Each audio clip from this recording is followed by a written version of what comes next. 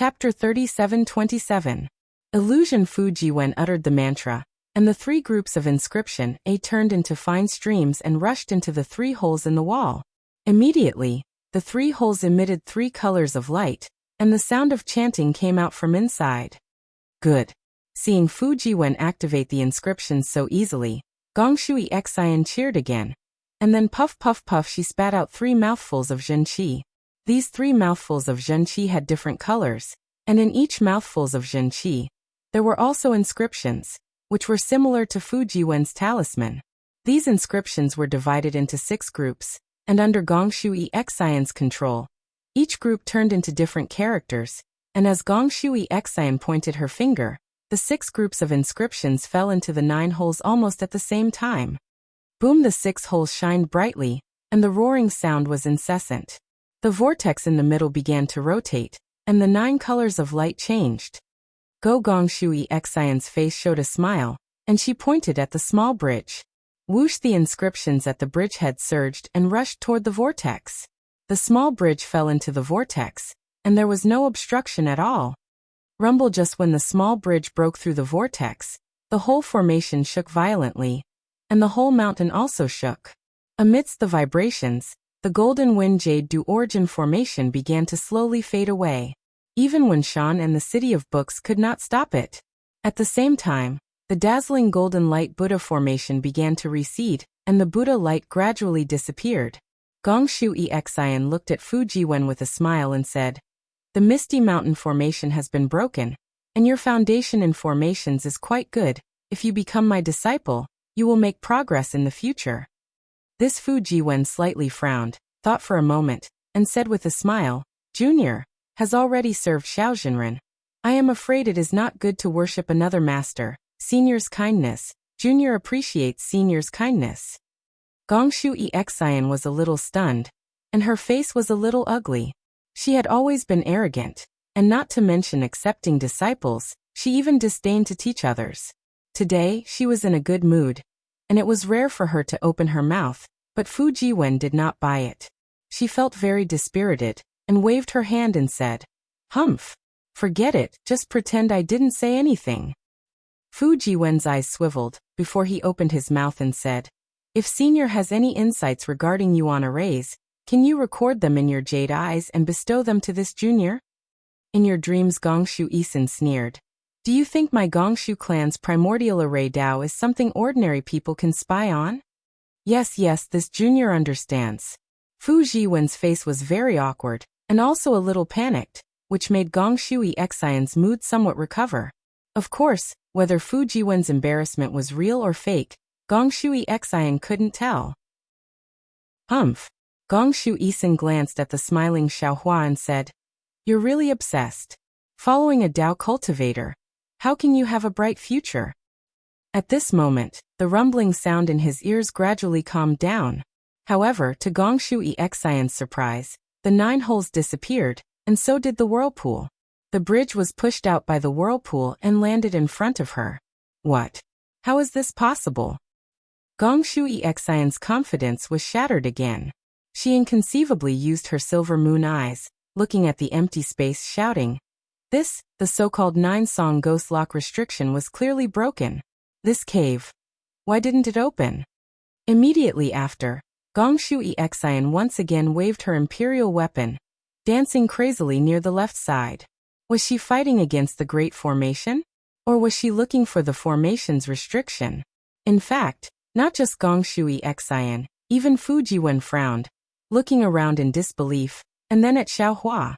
Xiaohua stood to the side with a smile, rubbing his chin as if watching a joke. Xiaohua's ease really puzzled Fujiwen. He originally wanted to use the clear eyes technique, but when he looked at Gongshui Xian's silver moon pupil, he didn't find any clues. His own clear eyes technique couldn't be compared to others, so he simply didn't use it. Fujiwen looked around, using his divine sense technique. At this time, the essence formation had stopped, and the Buddha formation also disappeared. Gongshu Isin's 2 imperial artifacts flew back to her side. In the distance, Gusiqiodi, accompanied by Zhai Xingzi, flew over with an imperial artifact copper cup. This was clearly a scene of a formation being broken. How can this be? Why didn't the cave's door appear? Could it be there's something else in the formation? Fu Jiwen thought of this, suddenly moved, looking at the edge of the formation. At this time, the clouds in the center of the formation had dissipated, returning to its previous state. However, Fu Jiwen's cultivation couldn't see the edge of the formation. Senior Fu Jiwen saw Xiaohua nodding slightly at him. He knew what to do, whispering to Gong Shui Xian, who was still angry at the formation. Junior thinks, what do you think? Say it. Gong Shui Xian was just rejected by Fu Jiwen. Feeling ashamed and angry, her words were even more unfriendly. Junior thinks this is the core of the formation and the key to breaking the formation, but the entrance to the cave may not be here. Fu Jiwen still answered respectfully. Gong Shui Xian's delicate body slightly stiffened. Then she looked up, her starry eyes had calmed down. She glanced at Fu Jiwen and said faintly, you think you're the only one who knows?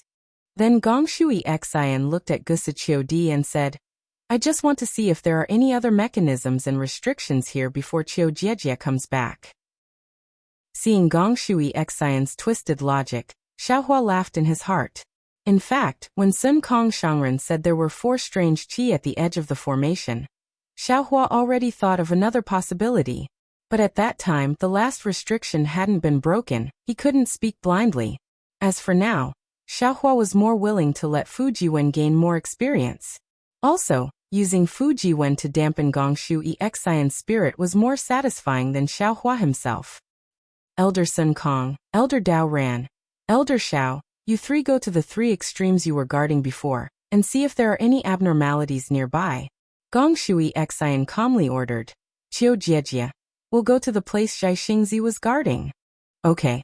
Sun Kong Shangren had already checked briefly before, but hearing Gong Shui Xian's order, he still agreed and flew into the sky.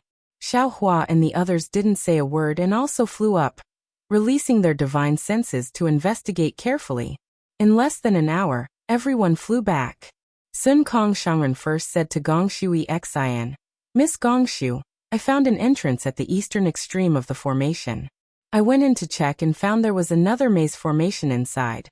My spirit sense was restricted when Sun Kong Shangren said this. Xiaohua and the others had strange expressions. Gong Shu Isin looked at Xiaohua and the others inside. Seniors, do you all see the entrance? Yes. Zhang Daoran nodded.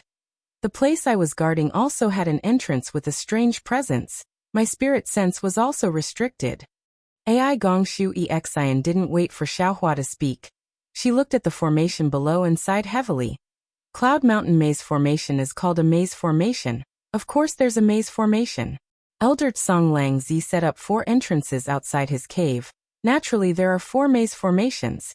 Who knows which one is real? Gusa Chiodi's face showed some fear. She looked at Gong Shui Xian and said, Xian, this Cloud Mountain Maze Formation is indeed strange. Since we're not sure, let's just forget it. Our 4 Dao sect friends all got something. We didn't come in vain. Gong Shui Xian bit her lips. Her face showed shame and anger. Xiaohua and the others all got something, but she didn't. She really didn't want to give up. She thought for a moment and looked at the messy array. She seemed to have thought of something and the corners of her mouth curled up. Elder Sister Qiu, Senior Tsong Longzi's mountain protection array has been broken by us. This so-called maze array, I'm afraid there won't be any powerful restrictions. If there is, it will only be some crossroads or mazes. We just have to be careful and there won't be any problems. Okay, Gusa Chiodi nodded. Then we'll split into 4 groups and choose an entrance. Let's see who has the opportunity. Gong Shui Xian smiled. What do you mean, Sister Qiu? You want to leave me? No matter what, I'll go with you. Of course. Gusu Chiodi glanced at Zhai Xingzi and said, Xingzi and I didn't bring any disciples. Of course you'll come with us. Then Gusa Chiodi looked at Xue Ping and the others and asked, Is anyone willing to come with us?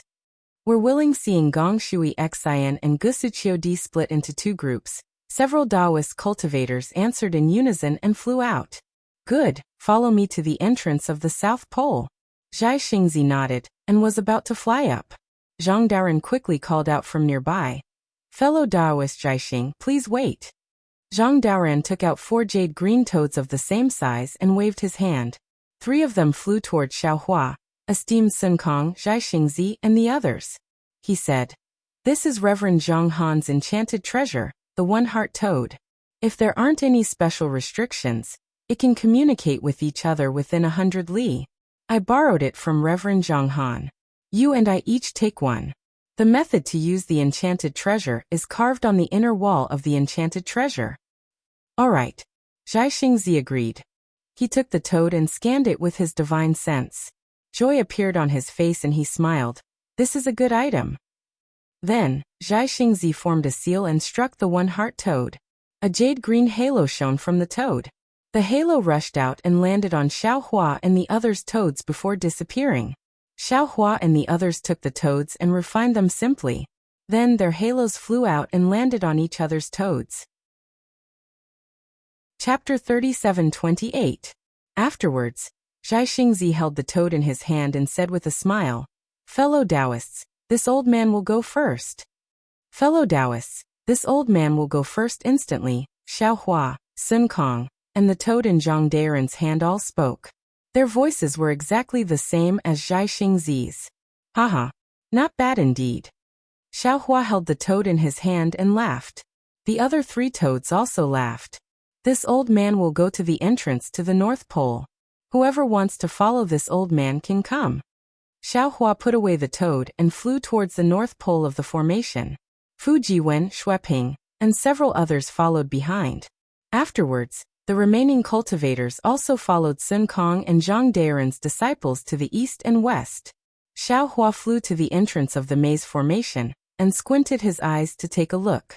At this time, the entrance was several zhang wide, and there were some chaotic streams of air rushing out from inside. The streams of air sometimes emitted heat, sometimes emitted cold.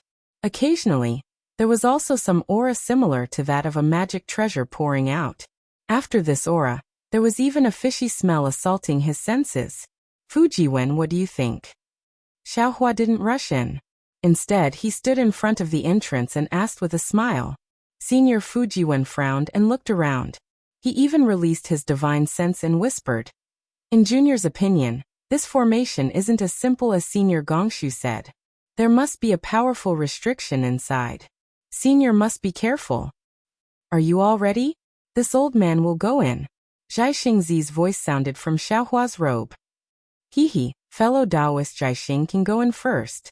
Sun Kong's voice sounded again. "This old man will take my disciples and explore carefully." "All right, this old man will go first. I will wait for you all in Senior Tsongleng Zi's cave." Zhai Xingzi smiled and his voice disappeared. "Fellow Taoist Zhai Xing." After a while, Xiaohua took out the toad and whispered, "Did you hear it?" "I heard it." Zhai Xingzi's voice came again. "This old man's entrance is a bit troublesome. Not long after we came in, we encountered 9 forks. Although Lady Gongshu has the imperial plate, she can only rule out 5. The remaining 4 cannot be judged to be real. This old man and the others can only choose one to enter first." Zhang Daoran's voice said with a smile. "This old man's entrance has been very smooth. I haven't encountered any forks in the road so far." Xiaohua glanced at Fu Jiwen and said with a smile. "Fu Jiwen, you bring Xueping and the rest in. This old man will be at the back. This kind of maze is not this old man's strong suit. It's better for you to break it. Also, you don't have to worry about your safety. This old man has a Confucian cultivator's nation treasure and can take you in at any time. In fact, if you're willing, I can take you in now and let you out when we're in the cave. On one hand, we want to obtain some magic treasures and cultivation techniques. On the other hand, we want to gain some experience, so we don't want to be suppressed into the nation treasure yet." A cultivator looked at the people beside him and nodded slightly. Then he said respectfully to Xiaohua, "If we encounter any danger later, Senior Xiao, please take action to suppress it." "No problem." Xiaohua waved his hand and said, "Follow Xueping and Fu Jiwen in." Yes, the cultivators bowed respectfully to Xiaohua and turned to follow Fu Jiwen and Xueping into the cave. They rejoiced in their hearts. Since Xiaohua had a nation treasure, as long as Xiaohua did not encounter any danger, they would be able to keep their lives. They had made the right choice in choosing Xiaohua. I'm going in too, Xiaohua said as he pinched the concentric toad and flew into the cave. Meanwhile, Sun Kong's voice came from the toad again. Damn it, this old man has a ferocious beast here sure enough. The roars of ferocious beasts could be heard outside Sun Kong's voice. Senior Sun Kong Gongshu Isen's voice sounded. If you encounter any danger, immediately turn back. There's only one path in the maze that's safe. There won't be any ambushes on this path. As long as you leave the area controlled by the ferocious beasts won't chase after you. Haha, this old man knows. Quickly retreat. Sun Kong laughed and hurriedly urged the disciples to retreat. Hearing Sun Kong's laughter, Xiaohua knew that Sun Kong gained a lot from the Xianqing spirit forbidding grand array. Sun Kong could deal with the ferocious beasts inside the maze with just the souls of the ancient ferocious beasts. Thinking about Sun Kong's gains, Xiaohua felt proud again. There were hundreds of ferocious beasts inside the Xianqing spirit forbidding grand array. Sun Kong only obtained 1 or 2 of them. The rest were all taken by Xiaohua. His gains were incomparable to Sun Kong's. In particular, Xiaohua's invisible nascent soul absorbed several times more ferocious beasts than other nascent souls. Xiaohua felt that as long as he cultivated quietly for a while, his realm would definitely reach the middle or late nascent soul realm, or even higher. What was special was that Xiaohua's lower dantian was extremely lively right now. 100 or so nascent souls circulated their energy to absorb the ferocious beasts. Confucian cultivator Xiaohua used the 5 Qi righteous thunder. When the 5 Qi righteous thunder landed on the invisible nascent souls, it was divided into hundreds of lightning threads. The lightning threads melted some of the ferocious beasts accumulated inside the nascent souls for the nascent souls to absorb. There was also that soul cultivator Xiaohua who didn't hurry to return to the mysterious dark clouds to cultivate. He temporarily assisted green-robed Xiaohua in his dantian. These 100 or so nascent souls moved at the same time as soul cultivator Xiaohua. They were like puppets tied with silk threads. These 100 or so nascent souls don't have physical bodies. The only thing they can do now is cultivate scattered souls. Thanks to Xian Songzi, he was able to cultivate scattered souls and found a future for these 100 or so nascent souls. However, these ferocious beasts, I'm afraid Xian Songzi won't have a chance to share them. I'll think about how to compensate him when I remodel my body with human essence. Xiaohua thought as he flew behind the group of cultivators, heading towards the depths of the maze formation. Xiaohua and the others flew into the cloudy mountain maze formation. The chaos inside the formation didn't disappear. The 4 entrances also didn't close. A few days later, several divine senses swept over from the sky in the west. First, they aggressively swept through the entire formation. Soon after, they locked onto the 4 entrances. In just a short moment, several nascent soul cultivators arrived and landed at the edge of the formation. The one at the front was a female cultivator dressed in palace attire. She had a tall stature, slightly protruding cheekbones, and a pair of watery eyes that revealed an indescribable charm. However, at this moment, her eyes revealed an indescribable anger. The brilliance around this female cultivator dissipated, revealing a short Taoist cultivator beside her. This cultivator seemed to be a little dizzy. He looked around but couldn't tell where he was. However, the female cultivator lowered her voice as if she was suppressing her anger. She asked, Dao Cheng, is this the cloudy mountain maze formation you mentioned? The cultivator named Dao Cheng released his divine sense. After looking for a moment, he smiled bitterly. Senior Xiangfeng, you should know that this place is different from the cloudy mountain maze formation that Junior knows. Moreover, Junior's divine sense can only reach a range of 10 kilometers. I can't tell. If Senior came according to the map that Junior gave, please send Junior there. There should be a temporary cave abode that Junior and the others opened there. As he spoke, Dao Cheng identified the direction and pointed at the cave abode where Xiaohua and the others were. No need. Fairy Xiangfeng waved her hand coldly. There's an empty cave abode there. Xiaohua isn't there, nor is Xueping and the others you mentioned. If that's the case, Dao Cheng looked at the grand formation that was in a mess beneath him and said, that Xiaohua has definitely arrived. Moreover, he even helped Shueping break through the misty mountain maze formation. Impossible. A handsome male cultivator behind Fairy Xiangfeng shook his head. If it's the cloudy mountain maze formation, how can Xiaohua break it with his cultivation? Even this old man, together with Fairy Xiangfeng and the others, don't dare to say that we can break it. Dao Cheng smiled bitterly. On the way, Junior has already told you about the cloudy mountain maze formation. The evidence that Junior found is enough to prove that this is the cloudy mountain maze formation. Taoist Master Dichuan. Fairy Xiangfeng said coldly. Whether this is the cloudy mountain maze formation or not, as long as Xiaohua is here, as long as Xiaohua goes in, I will go in. But another nascent soul cultivator hesitated and said, Fairy Xiangfeng, this old man wants to remind you of something. This time many nascent soul cultivators died in the Yaotai meeting. Reverend Xiangtian died on the Yaotai mountain. It might not be Xiaohua's doing. The message you received is very strange. It can't be explained clearly. How can you prove that it was Xiaohua's doing? It might be a frame-up. Someone wants to take your hand and kill Xiaohua. Hearing the nascent soul cultivator mention Reverend Xiangtian, Fairy Xiangfeng's entire body trembled. Her eyes revealed an indescribable hatred. She said, Reverend Han, your guess is right. Someone wants to take my hand and kill Xiaohua. However, although that person's message is strange, the description inside Xiangtian's death is true. This person must have seen Xiangtian and is with him. If I want to find Xiangtian's enemy, I must find Xiaohua first. Forcing Xiaohua to speak, let's see who he offended. Then the person who sent the message. Who is it? Fairy Xiangfeng looked at the other nascent soul cultivator. Mingzi, in fact, I have a feeling.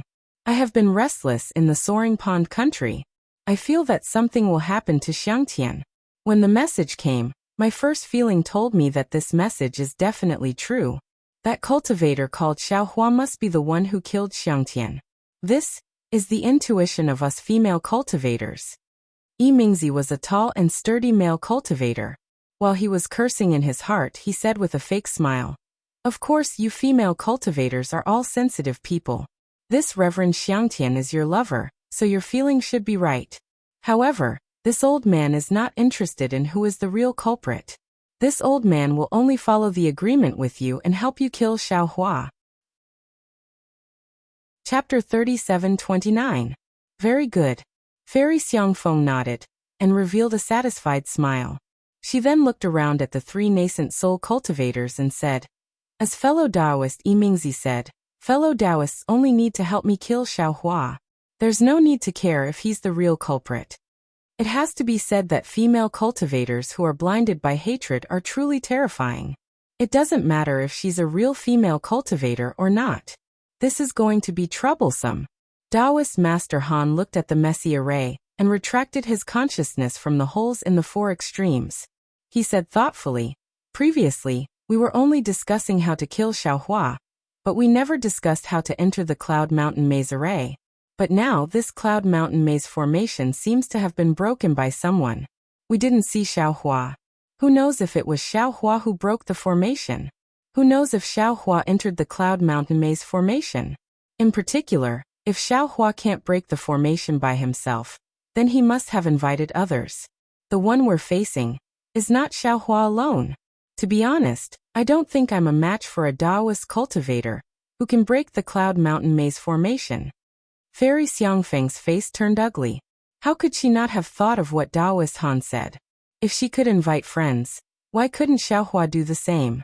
The reason why she rushed over was because she wanted to catch Xiaohua off guard. Furthermore, she also heard from Dao Cheng that Shueping and the rest were only at the second or third grade of essence energy. It was unlikely that they would be able to find a senior at the fourth grade of essence energy. The four of them, as nascent soul cultivators, would have no problem killing Xiaohua. Now that a few Taoist cultivators who can break the Jade Mountain Maze formation appeared, what she promised Taoist Han and the others was probably not enough to move them. However, Fairy Xiangfeng looked at the formation and said confidently, I know there's a change in the situation. However, there are 4 holes in this formation.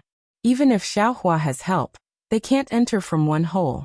We only need to enter one hole and block Xiaohua inside. I don't believe that Xiaohua alone is our match. Daoist Di Quan sneered. Fairy Xiangfeng, there are 4 holes here. How do you know which hole Xiaohua entered? Besides, it's best if we can meet Xiaohua. What if we can't? Fairy Xiangfeng smiled and said, I've already thought about it. Right now, we are standing in front of the Misty Mountain Maze formation. The formation has already been broken, and the door to Senior Tsang Longzi's Immortal's Cave is already half open. It is fate that brought us here. Regardless of whether Xiaohua is inside or not, we must enter. Of the 4 cave entrances, I will choose one, and we will enter together.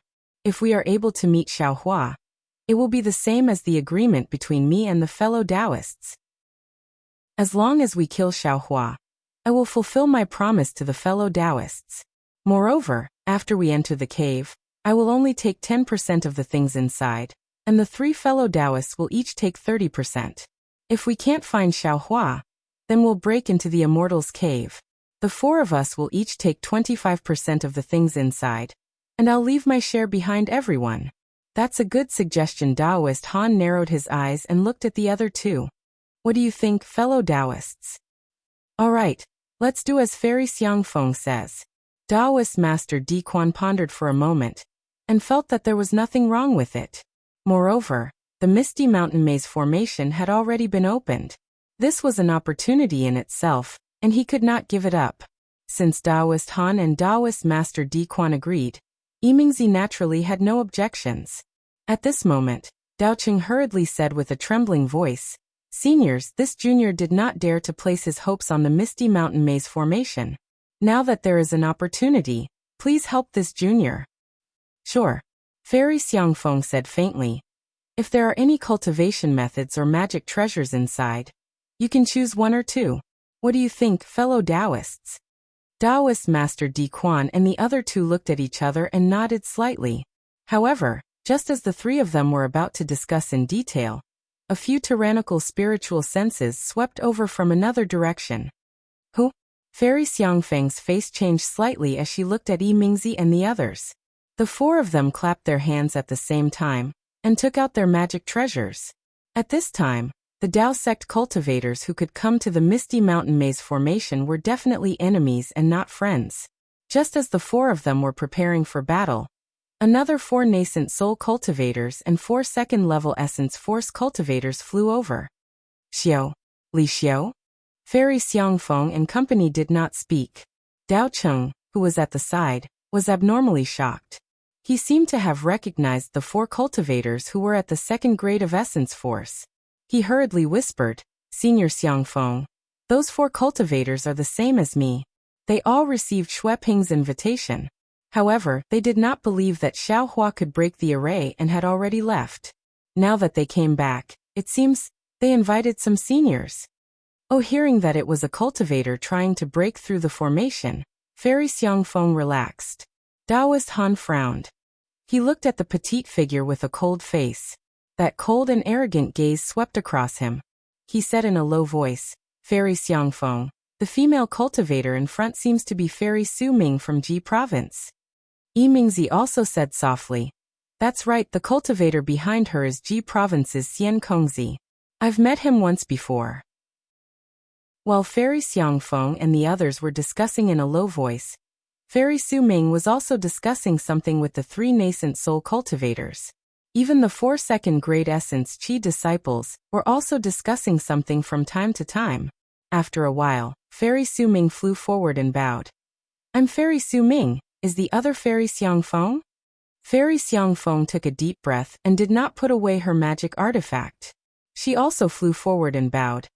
I'm Fairy Xiangfeng, greetings fellow Taoist Su Ming. Fellow Taoist Xiangfeng. Are you here for the Misty Mountain Maze formation? Fairy Su Ming asked straightforwardly. That's right, we're here for Senior Tsang Langzi's cave abode.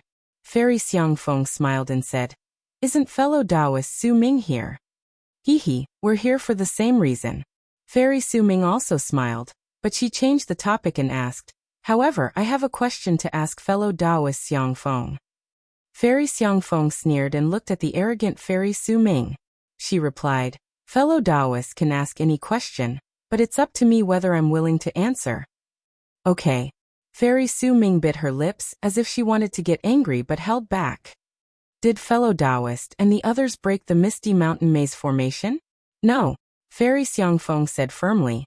If we were the ones who tried to break the formation, we would have already entered. That's good. Fairy Su Ming nodded and asked.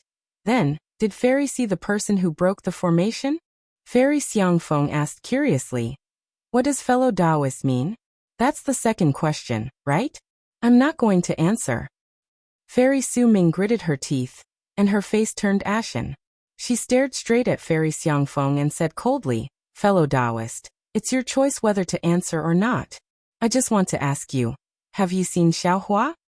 Xiaohua? Fairy Xiangfeng's heart skipped a beat. She looked at Fairy Su Ming's expression and asked curiously, why are you looking for Xiaohua? Why do you care what I do? You just have to tell this old lady whether or not you've seen Xiaohua. Fairy Su Ming completely flipped out, revealing her arrogant attitude. If Fairy Su Ming asked someone else, Fairy Xiangfeng would definitely turn hostile. However, Fairy Su Ming was asking about Xiaohua with a face full of hatred. How could Fairy Xiangfeng not know what happened? She said with a smile, fellow Taoist Su Ming, you don't have to hide it anymore. Are you looking for Xiaohua for revenge? Did Xiaohua hurt your relatives at the Yaotai banquet? That's right. Fairy Su Ming could no longer hold back and cursed. Xiaohua, that damned bastard, actually dared to hurt my beloved Taoist Chu Feng. If I don't grind his bones and scatter his ashes, I won't be able to dispel the hatred in my heart. Did fellow Taoist Su Ming also receive an inexplicable message? This message clearly stated what happened that day, but even with fellow Taoist's ability, you can't find out who sent this message? Fairy Xiangfeng asked again. Fairy Su Ming sneered. I don't care who sent the message. I only know that whoever hurts my Chu Feng, I won't let that person off. Xiaohua dared to touch my Chu Feng on the Jade Mountain, so I dare to kill him on the hidden immortal continent. Seems like Fairy Su Ming also received the news that Xiaohua is here? Fairy Xiangfeng wasn't angry and still asked. That's right. This old lady has already sent out a message. Whoever can tell this old lady about Xiaohua, this old lady will give a great reward.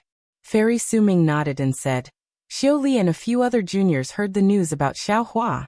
When he came here, they specially informed at this point. Fairy Su Ming seemed to have realized something.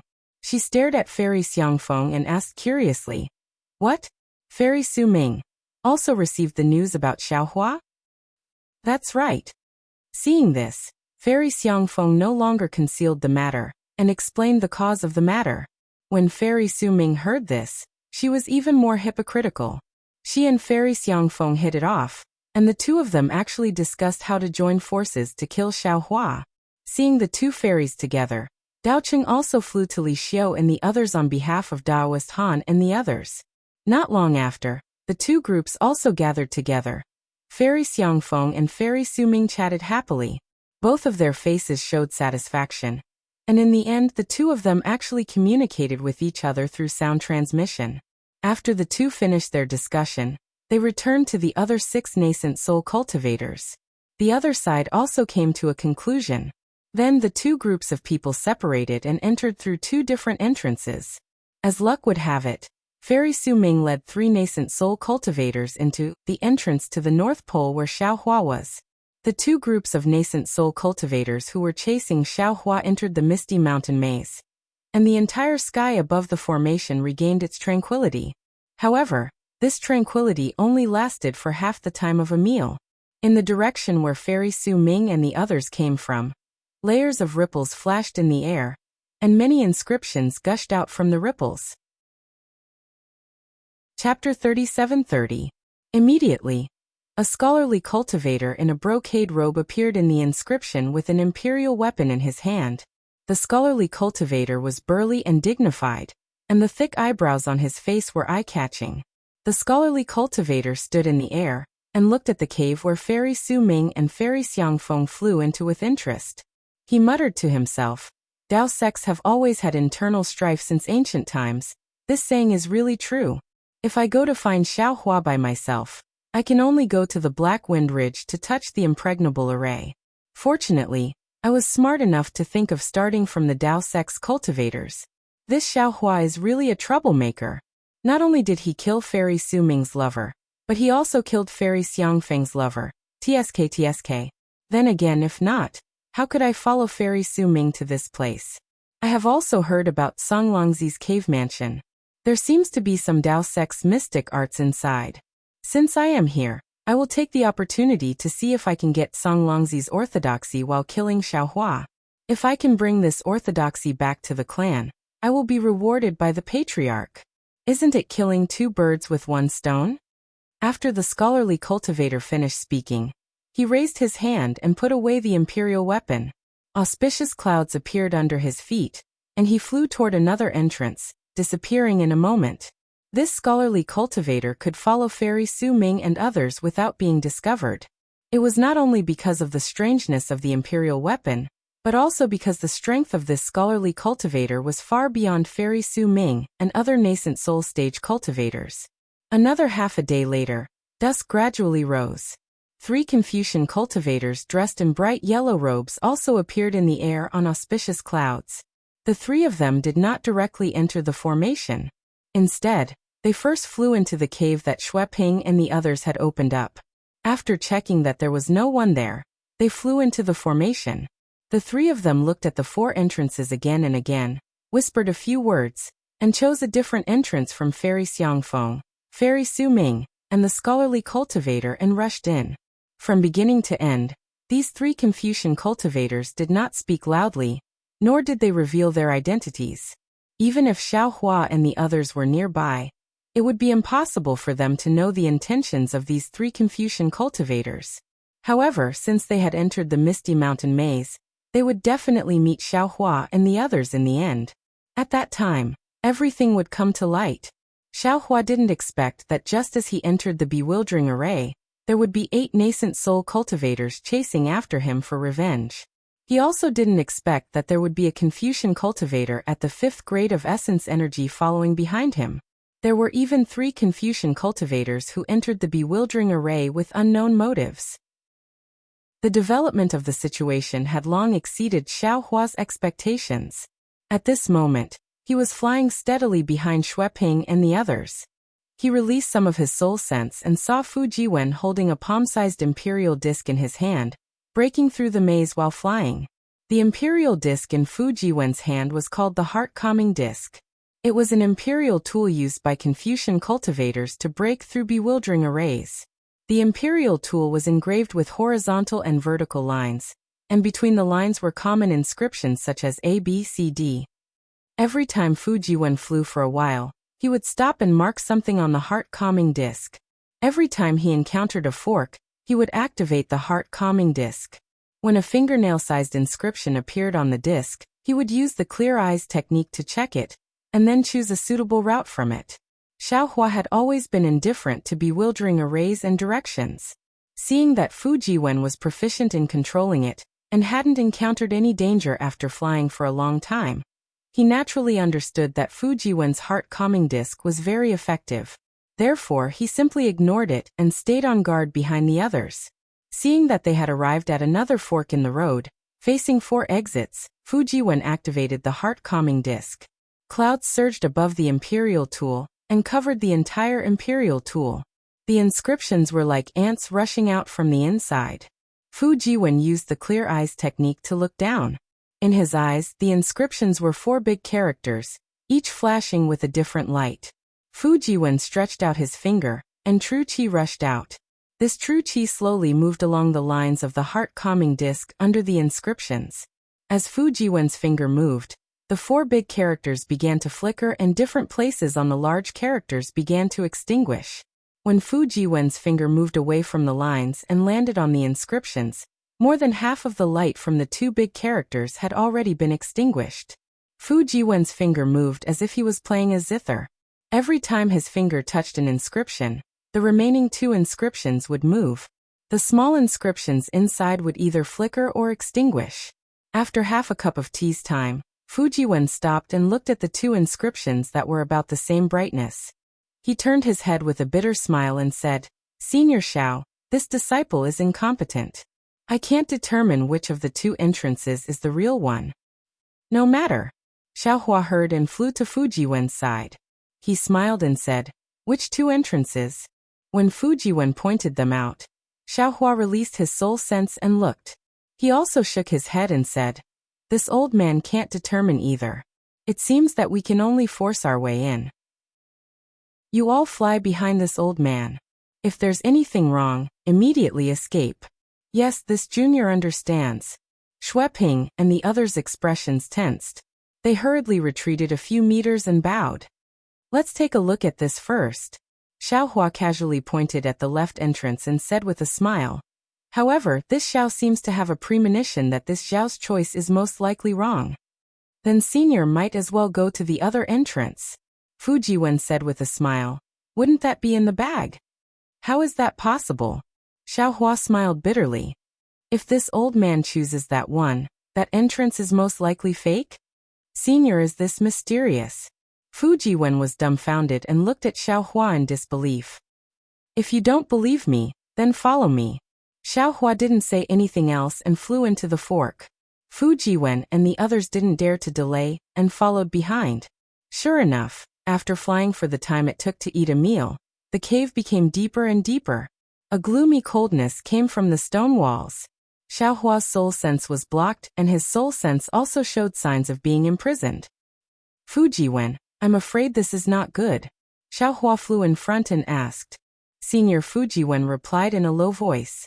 "This junior's imperial artifact heart calming plate can no longer be used here. This junior is not sure." Or just at that moment, a chilly wind suddenly blew. This chilly wind did not blow out from within the cave, but instead seeped out from the stone wall near Xiaohua and the others. However, Xiaohua had naturally already inspected the stone wall when he flew over, and there was nothing abnormal there. This chilly wind was extremely strange. "Retreat." Xiaohua saw that something was wrong and made a prompt decision. With a wave of his sleeve, he covered the several people behind him and urged his magic power to retreat. Xiaohua had just flown a few feet away when he heard a roar. Layers of fog seeped out from the stone wall about 100 feet away. This fog was thicker than ordinary clouds and fog, but thinner than demonic qi. Moreover, the fog emitted a sour and fishy smell, which was very unpleasant. Roar. Another roar sounded, and it was still emitted from within the fog. Xiaohua's divine sense swept over, and that divine sense seemed to have been swallowed by the fog. There was some indescribable numbness. Strange. Xiaohua was bewildered, because there weren't any strange beasts within the fog. He really didn't understand where this roar came from. However, Xiaohua didn't dare to be negligent. His body didn't slow down and he still retreated. Unfortunately, Xiaohua was flying very fast, and the area covered by the fog was also very large. Xiaohua flew a few more meters forward, and the fog was already blocking his path. Roar. Suddenly, the fog in front of Xiaohua rolled, and a strange beast head came out of the fog and bit down on Xiaohua's head. At this time, Xiaohua understood that this strange beast head was condensed from the fog. However, this fog itself was made of particles smaller than mung beans. These tiny worms could fly in the air. Moreover, when Xiaohua's soul sense swept out, these worms seemed to be able to swallow Xiaohua's soul sense. Xiaohua's current soul sense was not simple. It was a soul sense that could be condensed into a hammer. Even this kind of soul sense could be swallowed by these worms. Ordinary soul sense would be torn apart by these worms. In particular, the roar of the strange beast that Xiaohua heard before was not the roar of the beast head, but the trembling of these worms. What kind of strange worm is this? Xiaohua didn't dare to rush in rashly. His figure retreated quickly. At the same time, he waved his hand and cast a spell. Boom! A huge fireball was born from the fog and fell into the mouth of the strange beast like an embroidered ball.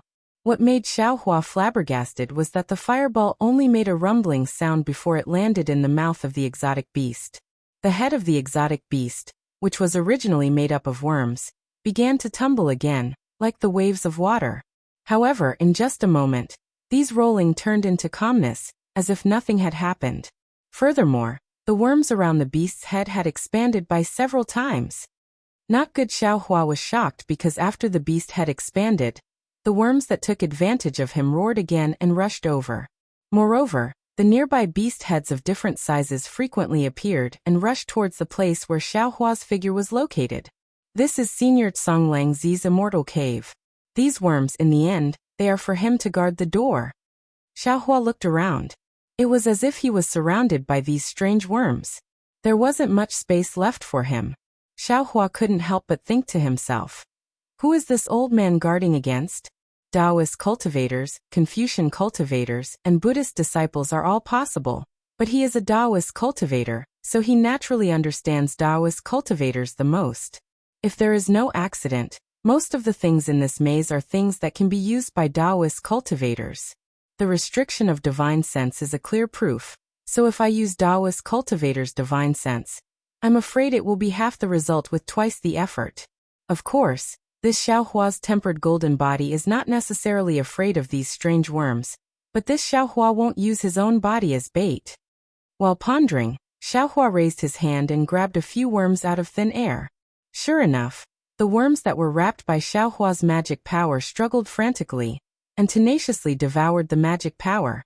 But when Xiaohua opened his mouth and let out a mouthful of true qi, the worms immediately became obedient like flies blown by the autumn wind. What made Xiaohua laugh even more was that these worms actually gathered together and condensed into a small beast head, letting out a very low roar, as if threatening Xiaohua. Chapter 37-31. Hee, this is indeed interesting. Xiaohua laughed heartily as he had a plan in mind. However, just as he was about to open his mouth to spit out the flying sword, his heart skipped a beat. Several soul threads fell from his glabella and pierced the worms. Things went so smoothly that it exceeded Xiaohua's expectations. Against the soul threads, the worms did not put up any resistance at all, and could not even detect them. As soon as the soul threads pierced through, the worms strangely disappeared without leaving a trace. Good Xiaohua clapped his hands and laughed in the face of the worms that were almost unstoppable by the Tao sect's divine ability. As the saying goes, skills don't weigh down the body. This saying is too true. With that said, Xiaohua glanced at the Tao sect disciples beside him who were already trembling abnormally. At that moment, even Xueping and Fujiwen, who were extremely confident in Xiaohua, turned pale. Fujiwen's body flashed with array talismans as he prepared to shield Xiaohua from the front. Let's go. Xiaohua waved his hand and said very calmly, Xueping, you and the other Tao sect disciples follow behind me. Fujiwen, activate the array talismans and follow behind. Yes, I understand. Seeing how calm Xiaohua was, how could Fujiwen not know that Xiaohua already had a way to deal with it? With a response, the inscriptions around him flowed and various array talismans began to form an inscription armor around him. With that said, Xiaohua turned around and flew back. At that moment he did not fly very fast, as though he was taking a leisurely stroll. However, what surprised Xueping behind him was that he did not see Xiaohua use any divine ability. There was no brilliance, no dermic power fluctuation, no spell art, and not even a movement of his hand. Although the fog within 100 feet around them had hundreds of beast heads that were roaring madly and pouncing at them, it was as though a breeze had blown past. The fog was like the melancholy in one's chest that was swept away in an instant. There was no trace of it as it disappeared into thin air just like that. Xueping was ecstatic. He clenched his fists tightly and looked at the thin and tall cultivator in front of him with incomparable reverence. This was truly unfathomable. Exalted Sun Kong, Zhaixingzi Zhangdaoran, they were nothing to this seemingly ordinary cultivator. Sigh, what a pity. Just as Xueping was prostrating himself in worship, he suddenly felt a sense of regret. He turned his head slightly to look at Fujiwen. Why did I have thoughts of probing that day? If I can meet Jinren Xiao for the first time and give him a good impression, won't I also be able to become his disciple? It's just that the Taoist Xiao of that day, he really wasn't Taoist Xiao. He looks like that. How could he possibly be a senior of our Tao sect? But how could Fujiwen have such an opportunity? According to Fujiwen, he met Taoist Master Xiao in the Bronze Pillar state, which was not long after me. What did this mean? I'm afraid I don't have such an opportunity. However, since I was able to invite Taoist Xiao here, and Taoist Xiao even invited seniors like Sun Kong, Zhang Daoran, and Jiaxing to break through the Cloud Mountain maze formation. Isn't this my fortuitous encounter? Needless to say, Xueping's mind was filled with mixed feelings. Xiaohua had already flown to the earliest fork in the road. Fujiwen, you do it. I'm at my wit's end. Xiaohua called out with a smile. Fujiwen responded loudly and flew in front of his head with the heart-calming compass in hand. After flying for more than half a day, they did not see the end of the maze formation. Instead, they encountered many ferocious beasts, fog, yellow spring, and blazing objects. To Xueping and the rest, these were fatal things. However, to Xiaohua, they only stunned him and made him admire Songlongzi a little more.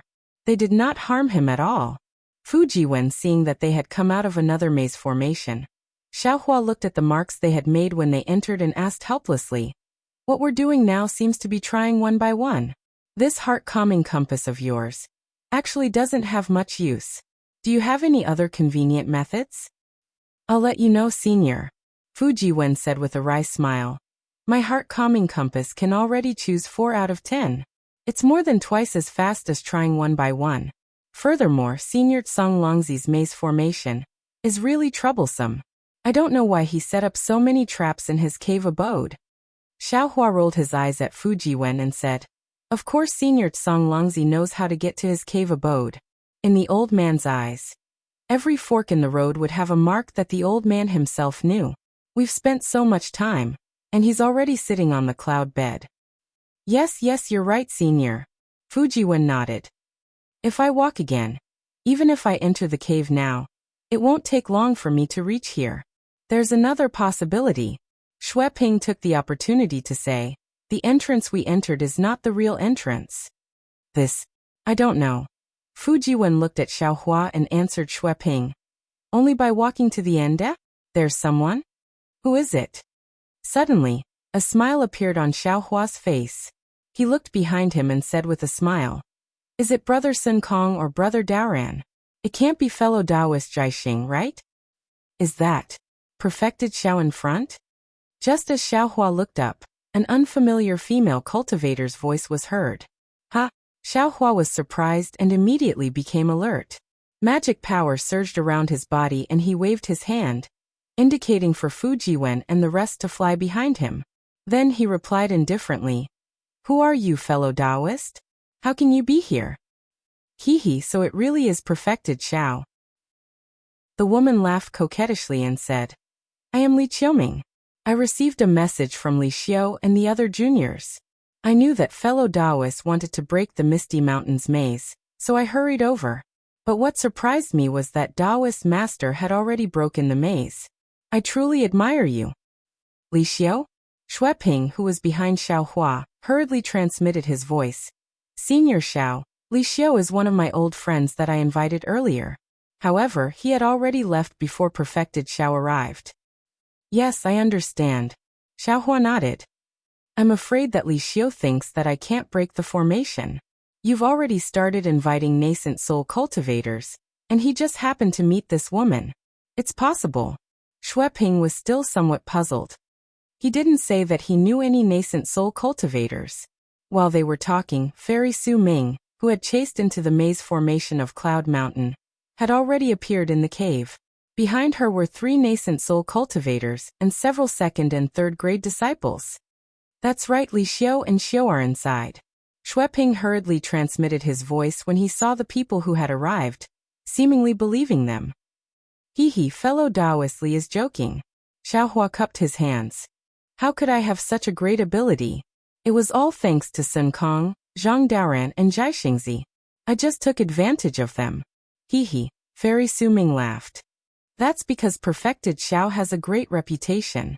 Sun Kong, Zhang Daoran and Jiaxingzi are fellow Taoists that I've admired for a long time. I don't dare to say that I can invite all 3 of them here." While speaking, Fairy Su Ming looked around and said, "However, it seems that the 3 fellow Taoists aren't at this entrance. If I want to meet them, I have to go to Senior Songlang's cave." Xiaohua didn't answer her. He looked at the people behind her and asked, "Fellow Taoist Li, did you only invite these few fellow Taoists? I don't think I've seen them before." Look at how silly I am."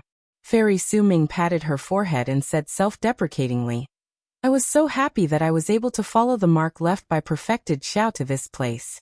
I forgot to introduce the 3 fellow Taoists to Perfected Xiao.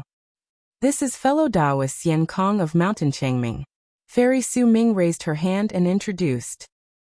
Xian Kong flew a few feet away and stood in the air, cupping his hands toward Xiao Hua.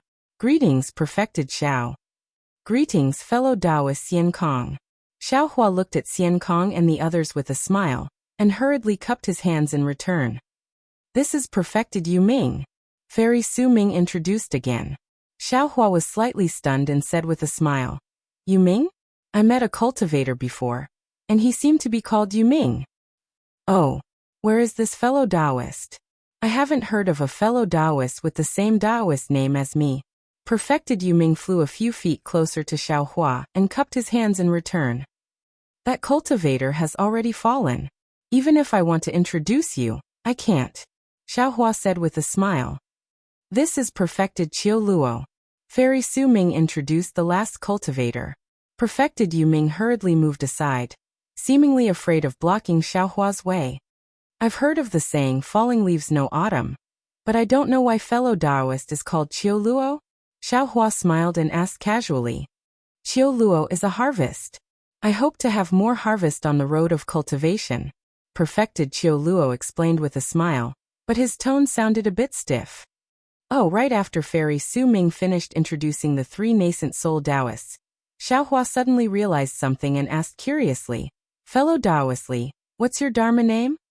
Hee, fellow Taoist Li's Dharma name is quite interesting. I'm afraid Perfected Xiao has heard of it before. Perfected Qiu Luo smiled and stepped aside, blocking Xian Kongzi's path. Xian Kongzi naturally flew a bit inwards. In this way, Xian Kongzi, Perfected Qiu Luo, and Perfected Yu Ming were right in the middle of Xiao Hua. My Dharma name? Fairy Su Ming seemed a bit shy and slightly lowered her head. I'm sure Perfected Xiao has heard of it before. What is it? Have I seen fellow Taoists before? Xiao Hua tilted his head, quite puzzled. However, when he tilted his head, Xiao Hua frowned and became vigilant in his heart, because the position of the 4 nascent soul Taoists was very strange.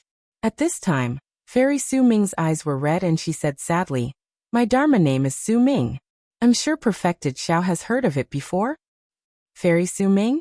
Xiao Hua was stunned and blurted out, I've never heard of it before. Chapter 37-32. Unfortunately, before he could finish speaking, Fairy Su Ming's beautiful face turned serious. She waved her small white hand and tossed a magic weapon into the air. She shouted, I've come to take your life in Chu Feng's place. Just accept your fate. A pitch-black magic weapon flew out of Fairy Su Ming's hand like a bow and arrow.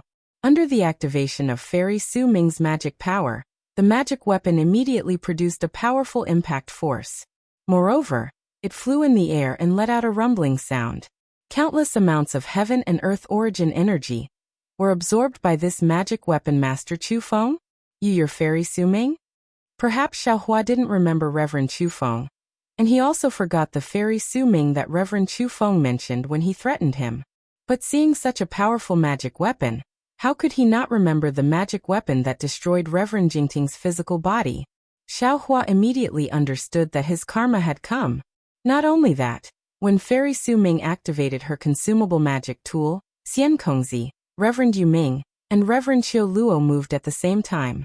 They waved their hands in unison, and identical magic tools attacked Xiao Hua from 3 different directions. This cave wasn't big, and the 4 were close to Xiao Hua. Xiao Hua was caught off guard and only had time to activate his magic power. He spread out his hands and the 4 magic weapons let out a shrill sound as they landed on Xiao Hua's Taoist robe. Boom! The 4 consumable magic weapons let out a loud sound at the same time. Light overflowed and the powerful impact pushed Fu Jiwen and the others behind Xiao Hua far away. Fu Jiwen and the others were already injured by the magic weapons. Even Fairy Su Ming and the other nascent soul cultivators were pushed away by this force. Their bodies flickered with brilliance as the golden light protecting them flickered incessantly. Ha ha ha ha! Her voice reverberated throughout the entire cave. The stone walls on the left side of the cave were blown to smithereens. Following a series of explosions, layers of passages collapsed one after another. Fairy Su Ming's sharp laughter was especially ear-piercing. This arrogant female cultivator didn't have any thoughts of confrontation. As soon as she saw Xiaohua, she wanted to kill him. She simply didn't care whether Xiaohua was the real culprit or not. Unfortunately, before Fairy Su Ming's sharp laughter stopped, she saw a thin figure flying out of the airwave in a rather embarrassing state. Fairy Su Ming was like an old hen whose neck was bitten by a weasel. Gag. She couldn't laugh anymore. She looked at Xiaohua in the air in disbelief. Although Xiaohua's Taoist robe had already been torn to shreds, the golden light protecting his body had already been extinguished, and there were even several fresh wounds on his naked body. However, these scars did not reach the bone, nor did they break his arms or legs. They were also not torn apart like Fairy Su Ming had imagined. What was special was that these scars were flashing with a dark gold color, as if they were slowly healing. How is this possible? Fairy Su Ming was fully aware of the power of the artifact she refined. Moreover, the artifact was activated by 4 nascent soul cultivators at once. Even a cultivator with 5th grade essence force would not be able to resist it, so how could Xiaohua be safe and sound? However, after a moment of surprise, Fairy Su Ming didn't hesitate to turn into a rainbow. Dazzling flames shone on her body as she rushed toward Xiaohua in midair. Nascent soul self-detonation. Taoist Qiu Luo, who was closest to Fairy Su Ming, turned pale with fright. He really didn't expect Fairy Su Ming to be so crazy. This was the maze of Tsang Longzi's immortal cave. If she self-detonated here, not only would Fairy Su Ming perish together with Xiaohua, Taoist Qiu Luo and all the other cultivators would be buried together with her. Taoist Qiu Luo didn't dare to hesitate anymore. He simply ignored his unstable body and urged his magic power to escape. However, just as he flew a few feet, pung, a loud sound rang out as his body hit the stone wall. The explosion of the 4 artifacts had already changed the cave. At this moment, huge rocks were piled up behind Taoist Qiu Luo. Boom! A dazzling brilliance flashed before Taoist Qiu Luo's eyes, and an even more powerful explosion rang in his ears. Taoist Qiu Luo's heart suddenly sank. He truly regretted believing this arrogant and domineering woman. Everything she promised him now seemed to be nothing more than a scheme. Whoosh! Just at that moment of imminent peril, a sound akin to the spring rain moisturizing things could be heard. Following the descent of Xiaohua's hands, not only did the loud sound disappear, even the resplendent light disappeared without a trace. The Taoist Qiu Luo seemed to be even more shocked than seeing Fairy Su Ming perish together with Xiaohua. Because of Xiaohua's spell, Fairy Su Ming's already collapsed body froze in place. The filthy blood that flowed out also stopped there. The nascent soul that emerged from Fairy Su Ming's body also blankly stood still in midair. What is this ability? Is this a mid-nascent soul stage cultivator? Taoist Qiu Luo only had this thought. When he looked at Xiaohua again, he narrowed his eyes and looked at Fairy Su Ming's malevolent face that was about to collapse. He said indifferently, "You've been tricked by Taoist Yuan Qing. You're only here to kill me for him. But I can tell you that I did kill Taoist Yuan Qing, because he deserved to be killed. Not only did he rely on his strength, but he also bullied the weak and injured innocent cultivators. I'm afraid Taoist Yuan Qing doesn't dare to tell you the details. Of course, it's meaningless for me to tell you now. Not only do you not believe me, but..." With that, Xiaohua looked at Fairy Su Ming's bloodshot eyes. There was no remorse or apology in those bloodshot eyes, only hatred. Xiaohua sighed and raised his hand. Fairy Su Ming's nascent soul fell into his hand. Her tattered body exploded into pieces and scattered on the ground. Xiaohua raised his hand and picked up Fairy Su Ming's Qingquan pouch. Sure enough, it was almost empty. Presumably, she had already arranged everything before coming here. Xiaohua raised his hand and held the Kunlun mirror in his hand. A 6-colored brilliance flashed and Fairy Su Ming's nascent soul was taken into the Kunlun ruins. Xiaohua took Fairy Su Ming's nascent soul and looked coldly at Taoist Qiu Luo. "Spare me, Taoist Qiu Luo. Spare me." Taoist Qiu Luo's heart turned cold. He hurriedly shouted, "We were just deceived by Fairy Su Ming and fell into her trap. I am also a victim." Unfortunately, as Xiaohua looked at Taoist Qiu Luo, Although Daoist Qiu Luo could still shout, the true qi in his body had already begun to solidify. Xiaohua's eyes were even colder. Daoist Qiu Luo knew that today's matter would not end well. He made up his mind and desperately urged his magic power. Wu streams of heaven and earth essence gathered. A large hand clenched into a fist and smashed toward Xiaohua. At the same time, Daoist Qiu Luo opened his mouth and wanted to spit out a magic treasure swoosh at this moment. A golden light appeared out of nowhere. In an instant, the golden light flew in front of his neck. Moreover, it was as if a sharp awl had pierced into his Naiwan palace. It was so painful that Daoist Qiu Luo's magic power stagnated. In an instant, the golden light split Daoist Qiu Luo's body into two halves. His condensed nascent soul hurriedly escaped from his body. Unfortunately, before his nascent soul could teleport, the Kunlun mirror's light pillar fell again. Facing the three nascent soul cultivators who could not be considered the culprits, Xiaohua was decisive in killing them. He did not hesitate to destroy their bodies and suppress their nascent souls in the Kunlun ruins. This was because Xiaohua really hated these seemingly innocent lackeys to the core. If he had not tempered his golden body in the rockfall formation, and if his magic power had not far surpassed theirs, he would have been the one who died here today. On the other hand, these accomplices who used the name of being innocent and wore the hat of the ignorant are not guilty, enjoyed the benefits that Fairy Su Ming had promised in advance and the rare treasures in Songlongzi's cave abode with a clear conscience. Even Fujiwen was dumbfounded. Those were 4 nascent soul cultivators, but they were killed by his master like chickens and geese. How strong was his master's true strength? Unknowingly, Fujiwen thought of what Bai Wu had said to him. After a while, Fujiwen came to his senses. He flew to the front with difficulty and asked in a low voice, "Master, those few low-level disciples, how should we deal with them?" Xiaohua glanced at Fujiwen. Although Fujiwen's formation talismans were flowing around him to protect him, his scholarly robe was also damaged. It was obvious that he was injured in the explosion of the magic tool just now. Xiaohua asked in return, "What do you think? Leading the wolf into the house is embarrassing. Leaking information is treacherous. Such a treacherous person is not worthy of being a disciple of my Dao sect." Fujiwen unexpectedly also thought of himself as a disciple of the Dao sect. Xiaohua nodded slightly, then looked at Fujiwen killing Li Xiu and the others. He sighed in his heart. "I once swore to the heavens that I would never kill an innocent person. But even so, the number of people who died in my hands is more than one. It seems that I have a reason to kill them. Is it because I have a hard heart, or is the world changing too fast? Oh, when did I make such a great wish?" Suddenly, Xiaohua was stunned. There was an inconceivable expression on his face. This great wish is too child's play, right? It was as if a distant memory had sprouted in his heart. Fairy Su Ming's destructive power was really great. Her appearance not only caused 3 nascent soul cultivators to lose their physical bodies like her, but also caused their nascent souls to be suppressed by Xiaohua. Even several low-level disciples lost their lives. Now, in addition to Fujiwen's serious injuries, Xueping and the others also had injuries of varying degrees.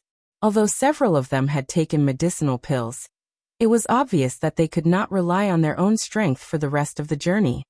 Xueping Xiaohua glanced at them and said, "The fire at the city gate also affects the fish in the moat. Because of me, you are also injured. For the rest of the journey, why don't we follow what this old man has discussed with you before? This old man will suppress you all into the country weapon and bring you all into the cave. If there is a suitable opportunity, this old man will let you all out. What do you think?" Chapter 37-33. Xueping and the rest smiled bitterly. What was a suitable opportunity? This opportunity was in Xiaohua's hands, not theirs. Even if Xiaohua didn't let them out, they had nothing to say. However, if they didn't enter the country treasure, they probably wouldn't be able to enter again. What other choice did they have in such a hopeless situation? After Xueping and the rest were stored in the mountain river seal, Fujiwen relaxed and smiled. "Master, your methods are truly amazing. I don't know how to respect you."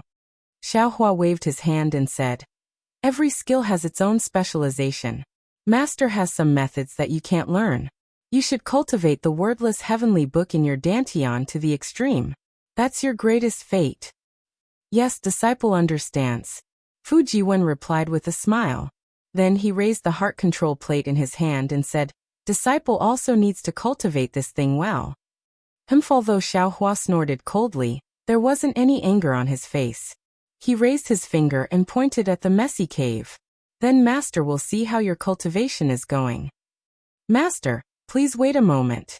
Fu Jiwen was very happy. He didn't really activate the heart control plate. Instead, he looked around and raised his hand respectfully. Master, this way please. Wait a moment. Xiaohua wasn't in a hurry. Instead, he flipped his hand and took out the one-heart toad.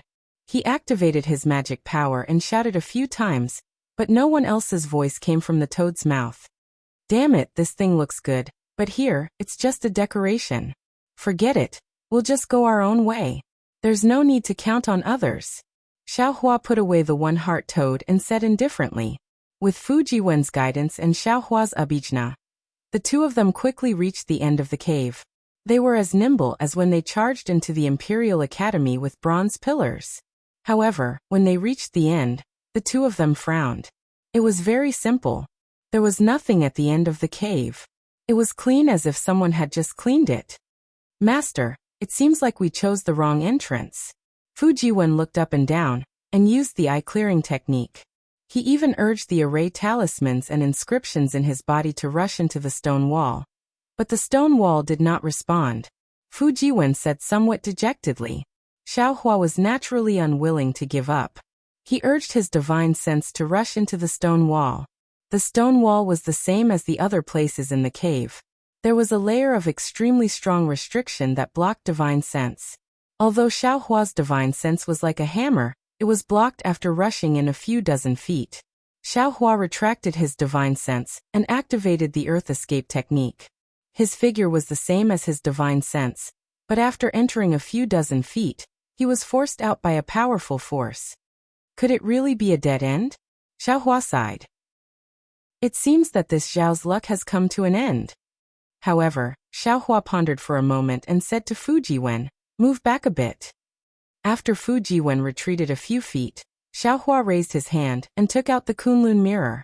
Under the activation of his mana, a six-colored light pillar rushed out and landed on the stone wall.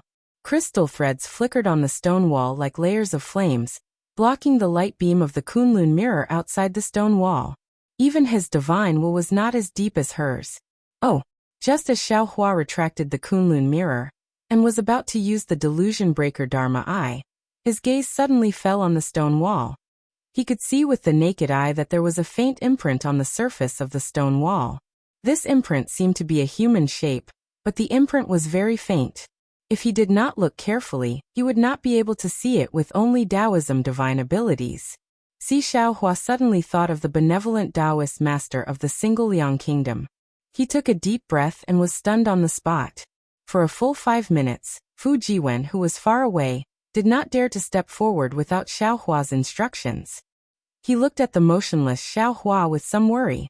Just as he was pondering and about to speak, Xiaohua's voice, unable to restrain his pleasant surprise, was heard. Fu Jiwen, your opportunity has come. Master Fu Jiwen was surprised. He hurriedly walked to Xiaohua's side and looked up and down. He was puzzled.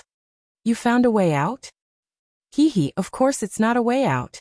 Xiaohua pointed at the human shape on the stone wall and smiled. Take a look. Is this a human figure sitting cross-legged in meditation? This Fu Jiwen squinted his eyes and looked for a long time. He still did not dare to make a conclusion.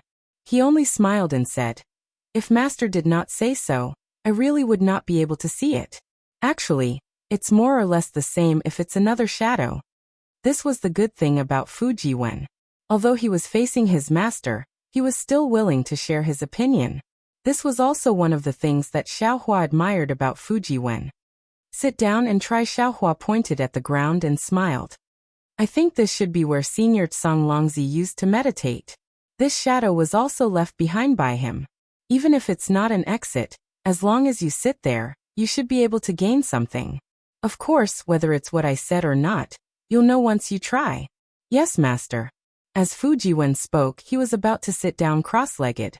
However, Fujiwen immediately smiled and said, "I've cultivated more in Confucianism.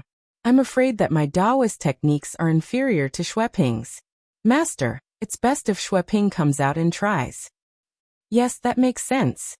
Xiaohua nodded and released Xueping and the others from the mountain river seal. When Xueping and the others saw the end of the cave, they naturally did not look good. However, when Xiaohua explained his guess, their eyes shone with extraordinary splendor. Yes, what was their purpose in coming to the Misty Mountain Maze formation? Wasn't it just to obtain Songlongzi's legacy? Wanting to obtain the essence and comprehension of cultivation from the artifacts, jade slips, and other items left behind by Taoist seniors? This human figure sounded inconceivable, but it was absolutely possible if one thought about it carefully. In particular, although Songlongzi possessed remarkable abilities, he would not have spent so much effort to set up such a useless maze formation. "Senior, please experience it first." Xueping understood and hurriedly bowed. Xiaohua waved his hand. "Putting aside the fact that this Misty Mountain Maze formation is your greatest contribution, I have to let you guys experience it first if there's any opportunity. Even if you came purely with me to break through the maze formation, I have the responsibility to protect your safety. You guys can experience it first, I can observe from the side. If anything happens, I can stop you in time." "Alright. Then I'll go first." Xueping knew that this was an attempt. Moreover, there was no use of magic power to attack, so there might not be any danger. Moreover, Xiaohua was extremely right. If anything happened with the old man beside him, what was there to be afraid of? Then, Xueping sat cross-legged in front of the faintly discernible human figure, and closed his eyes to meditate. After a long while, Xueping completed 3 circulations. Apart from the faint sound of the wind, there were no other changes. Perhaps I'm wrong? Xiaohua released his spiritual sense and watched as magic power surged around Xueping's body. Even when the waves landed on the stone wall, there were no changes to the stone wall. "Senior." "Ah?"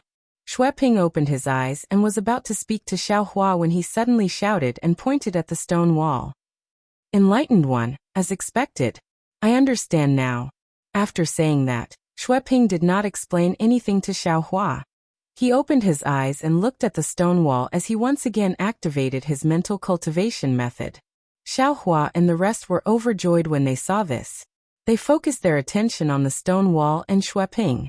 Xueping activated his mental cultivation method again and again. Although there were no changes to the stone wall, Xueping's face that should have been as calm as water was now filled with excitement. There were even traces of redness. Seeing Xueping's abnormality, Xiaohua frowned. The most important thing about stopping him was whether there were any attacks on the stone wall. Seeing the abnormality in Xueping's heart and eyes, Xiaohua really did not know whether to stop him or not. "This is difficult." Xiaohua slowly raised his hand, and was a little hesitant. "If Xueping encounters a great opportunity, I will be hated by others." Fortunately, Xiaohua did not have to make any choice.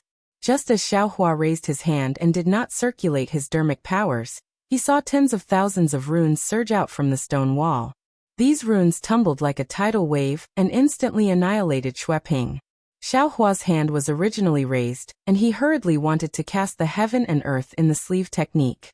However, when his dermic powers reached Xueping's corporeal body, it was as though the runes were smoke and dust.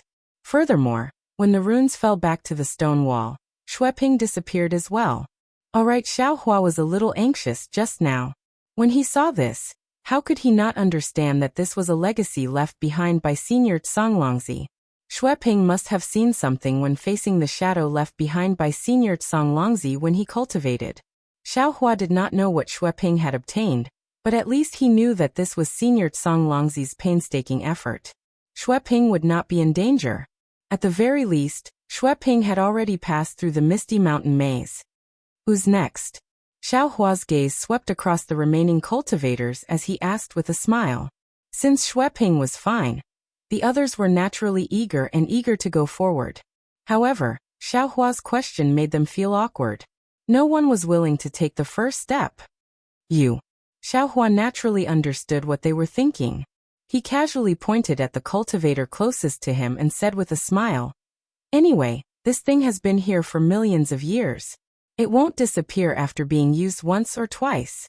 It doesn't matter who is in front." "Thank you, Senior Xiao." That cultivator was overjoyed and hurriedly took 2 steps forward. Like Xue Ping, he opened his eyes and watched the shadow cultivate. As expected, it was the 9 revolutions technique again. That cultivator's reaction was exactly the same as Xue Ping's. Then runes surged out and pulled him into the stone wall before he disappeared. After several Dao sect cultivators entered the stone wall one by one, Xiaohua said to Fujiwen, "Fujiwen, it's your turn. You won't let me go in first, right?" "Yes, I understand." Fujiwen sat down cross-legged and looked at the shadow just like Xue Ping and the rest. To Xiaohua's surprise, Fujiwen's brows furrowed even more after he cultivated several times. However, the runes on the stone wall did not surge out. Master Fujiwen circulated a few more times and stopped. He then said, "I'm afraid I have no fate with Senior Songlongzi's cave abode. I didn't see anything." Chapter 37-34. That's impossible. Xiaohua pinched his chin and looked at the faint figure. The figure didn't change even though a few Taoist cultivators had entered. After looking at it for a while, Xiaohua was puzzled. Although you're a Confucian cultivator, you're also proficient in Taoist techniques. Your mental cultivation method is also a genuine Taoist technique. Besides, since Senior Songlongzi could set up Taoist, Confucian, and Buddhist formations outside the maze, he wouldn't differentiate between Taoist, Confucian, and Buddhist. "Oh, I understand now." Xiaohua patted his forehead and shouted, "Disciple, you don't have to use the Taoist mental cultivation method. You just have to take out your wordless heavenly book. Okay, this disciple is the best at it." Fujiwen was suddenly awakened. The noble qi around his body surged. Array talismans surged out of his body and turned into thousands of butterflies fluttering in the cave. His eyes were fixed on the figure. In just a moment, thousands of talismans surged out from behind the figure on the stone wall. However, what surprised Xiaohua was that these talismans were completely different from those of Xue Ping and the others. They were actually armor inscriptions. Furthermore, these inscriptions did not rush out in an irregular manner like the tides from before. Instead, they condensed into the shape of a scroll and flew out. It was as if the humanoid figure had taken out a scroll from his body and presented it to Fujiwen. Boom! Thousands of noble qi pillars rushed out from the book.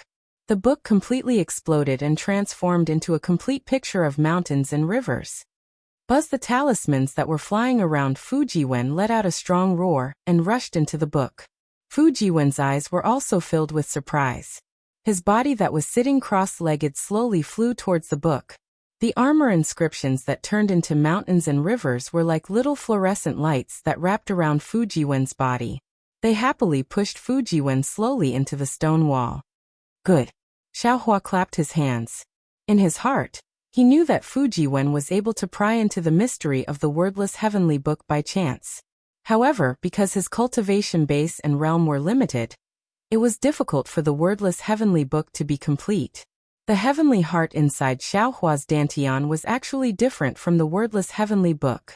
If Xiaohua wanted to guide Fujiwen's cultivation, he would have to start from the wordless heavenly book. Master Songlongzi of antiquity times was also proficient in Confucian cultivation. Perhaps he did not understand the wordless heavenly book, but he was a Taoist cultivator at the tribulation passing stage. The legacy he left behind was enough to complete Fujiwen's wordless heavenly book. Just based on this point alone, Fujiwen's trip was indeed daunting but not dangerous. If Fujiwen was injured by Fairy Su Ming's self-explosion, then Fujiwen was indeed blessed in disguise. Xiaohua rubbed his nose. He thought about his specious divination earlier and thought to himself, Fujiwen can cultivate in my Kunlun ruins in the future and never come out again. However, Miss Wanwan's Minglu chain has not been removed yet. I'm afraid Fujiwen's adventure has just begun. As he thought about it, Xiaohua's gaze fell on the faint human figure. His eyes were filled with anticipation. He did not expect that the ancient Senior Songlongzi would give him a surprise. Junior thanks Senior Songlongzi from afar. Xiaohua was very respectful. He bowed to the human figure, and then sat cross-legged on the ground. He looked up at the human figure, and began to circulate his mental cultivation method. The human figure was originally very faint, but after looking at it for a long time, the human figure actually became obvious. It was like an old man in Taoist robes. Even a nascent soul cultivator, like Xiaohua, was a little absent-minded when his gaze fell on the old man's face. The old man's face began to change. He was young, old, a woman, or a child. His Taoist robes were also changing. He was either a Confucian robe, battle armor, or a monk's robe. As time gradually passed, his face even turned into mountains, water, rivers, birds, and beasts. Occasionally, a huge flying boat would rush out. At this moment, Xiaohua was no longer focused on activating his mental cultivation method. Instead, he focused on watching all the changes in front of him.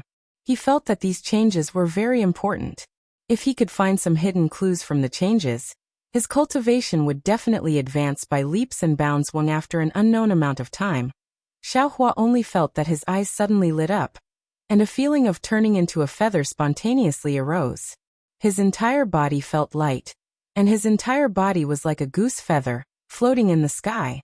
There was no need to use his eyes to look. The sky was incomparably blue, and the ground was incomparably vast. It was as if he was the entire sky, and also as if he was the entire earth. Xiaohua's heart was filled with incomparable fullness. Following this feeling, Xiaohua's state of mind gradually relaxed. He also let down his guard.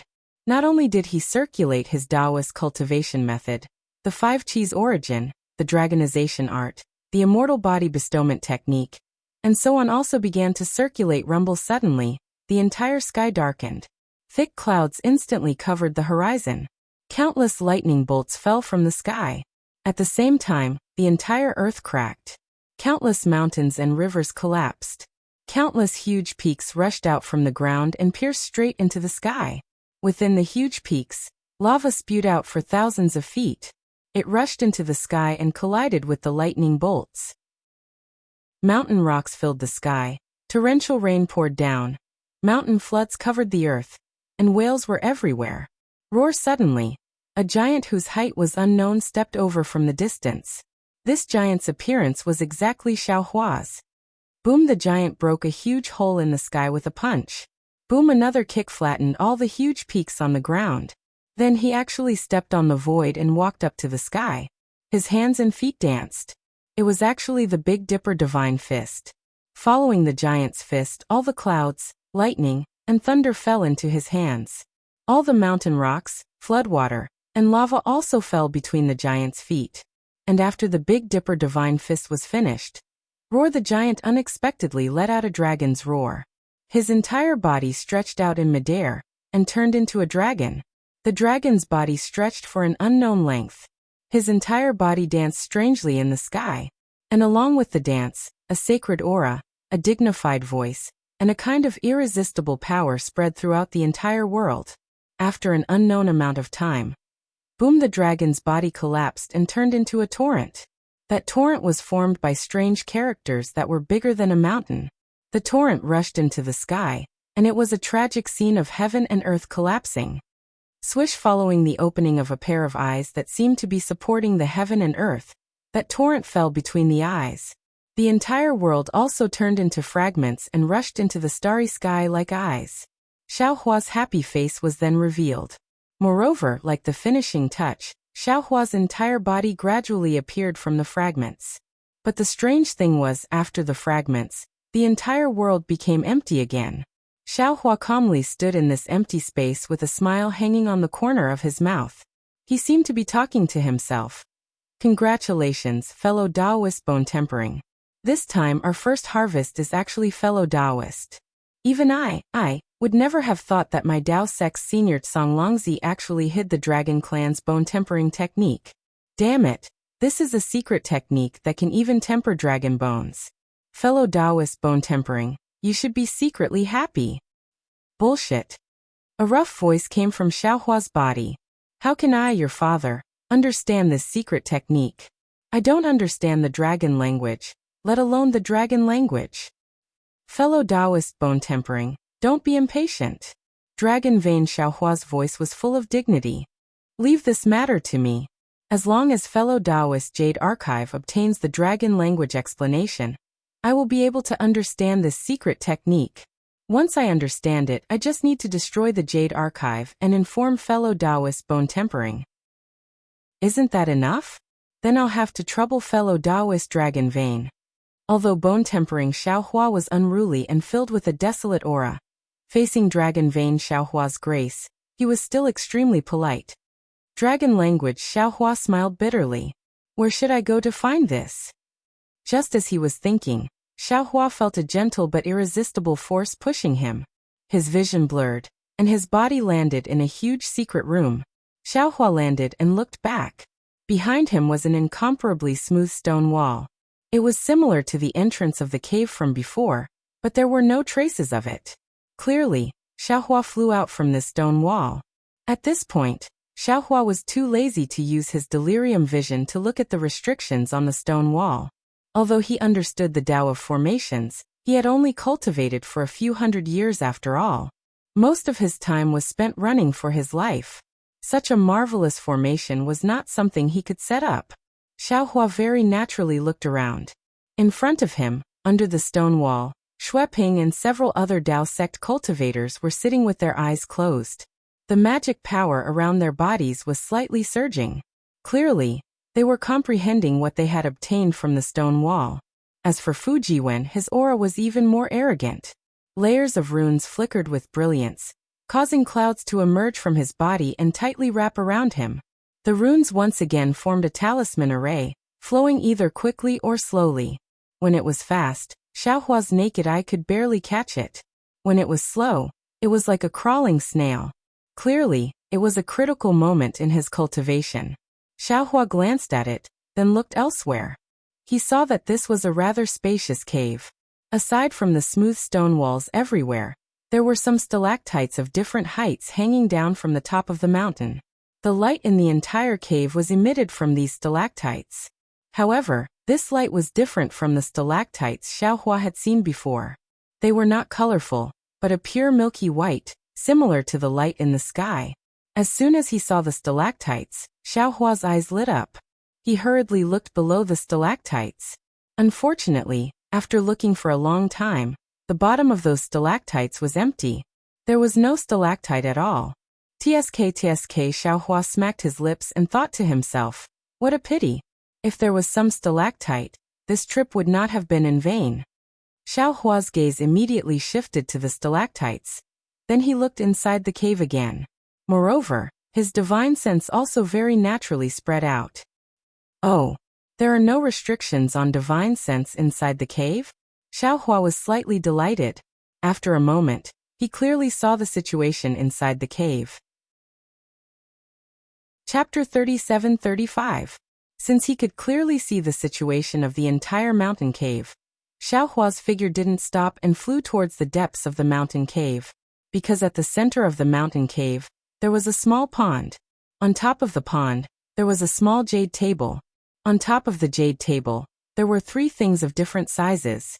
Xiaohua didn't fly fast, and his divine sense quickly swept around the pond. Moreover, the Fa Li in his body surged, ready to receive attacks from the jade table at any time. But to Xiaohua's surprise, when he landed next to the jade table, he didn't encounter any restrictions. Everything was normal. Xiaohua's eyes lit up, and the corner of his mouth couldn't hide the smile. He stretched out his hand and looked at the space around him.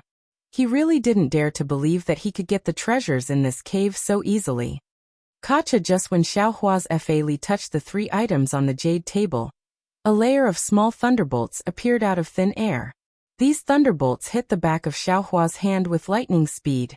Although Xiaohua's thunder-attracting technique was successful and his body was tempered, under these thunderbolts, half of Xiaohua's body was numb. The condensed true essence was completely dissipated by the thunderbolts. Xiaohua couldn't even stand steadily, and with a pu sound he fell in front of the jade table. Fortunately, there were no restrictions in front of the jade table. Xiaohua stood straight for a moment, and silently circulated his heart sutra several times. Only then did the numbness gradually dissipate. Damn, this senior Songlongzi is too stingy. Xiaohua looked at the items on the jade table with some envy. He touched his nose and bitterly smiled. No matter what, this Xiao is still a junior of the Dao sect. Since I'm already here, why don't you open the door? Xiaohua carefully looked at the jade table. On the left of the jade table, there was a black cloud pupil. In the middle was an inch-long magic weapon. It looked like a flute with a few small holes. On the right was a jade bottle with a talisman. If he didn't guess, there should be a spirit pill inside. Cultivation method, magic weapon, and spirit pill. Xiaohua secretly thought. It seems that this must be Senior Songlongzi's cave. These three things are left for the Dao sect's disciples. Hehe, this Xiao is rich now. While speaking, Xiaohua used his divine sense to scan the surrounding stone walls. He didn't see Zhai Xingzi and the others coming in. He knew that if they hadn't been delayed in the maze, it meant that Songlongzi's secluded abode was not the only abode. However, looking at the platform behind the jade table, Xiaohua didn't think that there would be any other immortal's cave behind this maze. Thinking of this, Xiaohua unceremoniously opened his delirium dharma eye. If there were benefits to be had, he would naturally make the first move. Hiss when Xiaohua saw that the three treasures were covered in thick, ball-like restrictions, layers upon layers of restrictions. Each layer had many runes flowing within it, and each rune contained a powerful might. Looking again at that unremarkable jade case, it similarly had unparalleled runes flowing with light, truly blinding Xiaohua's dog eyes. Motherfucker, when Xiaohua saw the stream of light below his feet, he suddenly jumped up from the ground. This pool of water also has a restriction? Could it be that the pond water was also a treasure?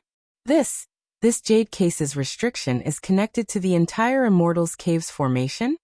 Of course, he saw that the entire pond was flashing with 5 colors, and within the 5 colors, there were also black and white auras floating elegantly.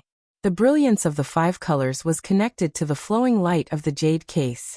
As for the depths of the pond, there was actually a restriction that blocked Xiaohua's delirium dharma eye. With Xiaohua's current cultivation level, he couldn't see to the bottom. Withdrawing his delirium dharma eye, Xiaohua looked with his naked eyes and once again sucked in a breath of cold air, almost crying out involuntarily, because not far from Xiaohua's feet, there was a spiritual tree that was standing in the water like a swallow.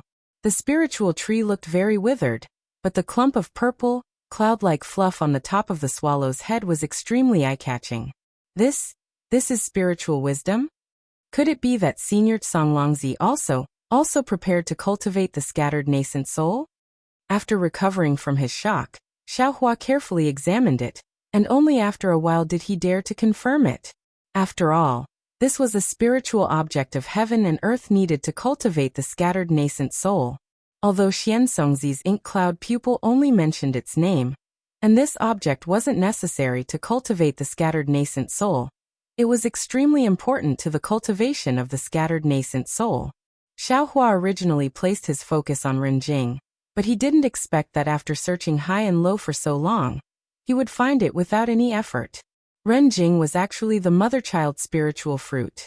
As for this spiritual wisdom, Xiaohua had never thought about it, but strangely, when Xiaohua saw this spiritual tree, he naturally thought of spiritual wisdom. Sure enough, this is a memory that I don't know where I got it from. Xiaohua pondered for a moment. After confirming that it was the spiritual tree, he thought for another moment, and slightly shook his head. Unfortunately, there's still no heaven soul and earth soul in these memories. Perhaps these two spiritual treasures are the same as Renjing, completely different from the names in ancient times, so I can't find them. Although Xiaohua had more than 100 nascent soul cultivators to cultivate the scattered nascent soul, this spiritual wisdom tree certainly couldn't meet the needs of these scattered nascent souls. Looking at Xiaohua's space, he wasn't afraid of not having enough. As long as he had this spiritual wisdom tree, it wouldn't take long to meet the needs of all the scattered nascent souls. Finished thinking, Xiaohua stretched out his right hand and gently waved it. Kachacha, sure enough, a layer of fine thunderbolts appeared out of thin air, and fell on Xiaohua's right hand. Fortunately, Xiaohua was already prepared and hurriedly pulled back his hand. Who knew that the thunderbolt would still mercilessly fall in the direction of Xiaohua's hand? See, just now the left half of his body was numb, and now the right half of his body was numb. Xiaohua grimaced as he stood beside the jade table, and shook his hand vigorously. He looked very uncomfortable. Seeing this, Xiaohua didn't dare to try again. He squatted down and looked at it with his illusion-breaking eyes. He pinched his chin and secretly thought, spiritual hammer or wishful staff should be enough, but the counterforce of this restriction is also huge. This is a restriction set up by a tribulation-passing cultivator. If I don't handle it well, I might cause some trouble and end up losing the rice used to lure it. The safest choice is still spiritual fire. Thinking of the spiritual fire that didn't even have any heat, Xiaohua had a headache. Although this thing has been tempered, he didn't see any special effect. Moreover, the spiritual power consumed by activating it once was also particularly huge. It simply didn't care how deep Xiaohua's spiritual power was and directly consumed half of it. Therefore, after the Kunlun mirror and overturn the sea seal were successfully refined, Xiaohua would only consider using it in a life-and-death situation. However, now that Xiaohua wanted to use the spiritual fire, it was obvious that Xiaohua could only use it twice. At most 3 times, then his spiritual power would be exhausted. Even if he had a nascent soul, it wouldn't be enough. In other words, Xiaohua had to choose where to use it twice or thrice. At this time, although Xiaohua, who didn't care much about vitality stones, greedily looked at the 3 treasures in Yanlingji in front of him, he was quite unable to make a choice. The magic treasure left by Senior Songlongzi is definitely not ordinary. If it's not a spiritual weapon, it's a spiritual treasure. Maybe it's even a heavenly spiritual treasure, Xiaohua thought to himself. However, I can refine spiritual weapons now. Moreover, green-robed Xiaohua also said that although some of the magic treasures in my space aren't very good, after the separation of yin and yang, they may become heavenly spiritual treasures. In particular, the Kunlun mirror is now complete. Although it hasn't been refined successfully, the possibility of it becoming a spiritual treasure is very high. The Overturn the Sea Seal also has a weapon spirit inside. In the future, it will be promoted to a spiritual treasure as soon as possible. Therefore, I don't need to consider this spiritual treasure. Then there are the medicinal pills and cultivation methods. I now have Do Shanjuan's Mo Yuntong, which recorded almost complete cultivation methods. Although Senior Songlongzi was a tribulation-passing cultivator, what he left behind may not be better than Do Shanjuan's. Therefore, I don't need to think too much about Mo Yuntong. My target is the jade bottle. Then there's the spiritual intelligence. This thing is not necessary to cultivate a scattered soul, but it's the key to it. With this thing, the scattered soul, whether it's spiritual sense or spiritual body, can be close to the physical body. As for what it will achieve in the end, the Mo Yuntong didn't record it. However, since I want to do it, I'll do it to the best of my ability. After making up his mind, Xiaohua opened his mouth and spat out a dual-colored spiritual fire. Under Xiaohua's careful control of the divine fire art, it turned into countless fire threads and entangled the spiritual intelligence restriction. Sure enough, the spiritual fire threads were so gentle that they didn't have any spiritual power. When they fell on the restriction, there was no attack. Xiaohua was overjoyed and used all his spiritual power to control the restriction. Although the spiritual fire was powerful enough and Xiaohua's divine fire art was superb, this restriction was, after all, set by a tribulation-passing cultivator. Xiaohua spent a full hour to break the restriction and put the spiritual intelligence back into the space. As the spiritual intelligence disappeared from the surface of the water, a layer of light ripples appeared on the surface of the water. These ripples were very strange. They actually moved inwards from the surface of the water to the jade case. The place where the ripples contracted was where the spiritual intelligence was. Good Xiaohua put away the spiritual intelligence and was overjoyed. He didn't dare to waste too much time and didn't look at anything else on the surface of the water. He hurriedly went to the jade case and opened his mouth to release another dual-colored spiritual fire. However, just as the fiery threads were about to reach the restriction on the jade bottle, Xiaohua suddenly stopped and hesitated. My nascent soul is different from other nascent souls. The number of pills it consumes is also different. In particular, according to my Dao sect cultivation method, When an ordinary cultivator reaches the late stage of nascent soul, they have to imprint their primordial spirit into their nascent soul. It's the same as the sword cultivators of Xiaoyu continent controlling their flying swords. Because the nascent soul is a spiritual body, it is different from a life source magic treasure. When the primordial spirit imprint matures, that is, when the nascent soul cultivation method reaches large success, the cultivator needs to cut off the connection between the main body's primordial spirit and the nascent soul. This way, the nascent soul can freely leave the cultivator's main body. This is the so-called leaving the body. When the nascent soul matures again, it can independently roam the sky. Especially when the cultivator's primordial spirit reaches small success, they can use a secret technique to split their soul from 100 li or 1,000 li away. This is called soul splitting. Chapter 37-36. However, I'm different from others.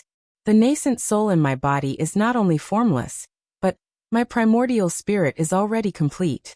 If I leave a primordial spirit imprint in the nascent soul according to the cultivation method, I can't guarantee that the imprint will form a complete primordial spirit. Even if it succeeds, why would I not use the green robe Xiaohua and use a primordial spirit that needs to be cultivated?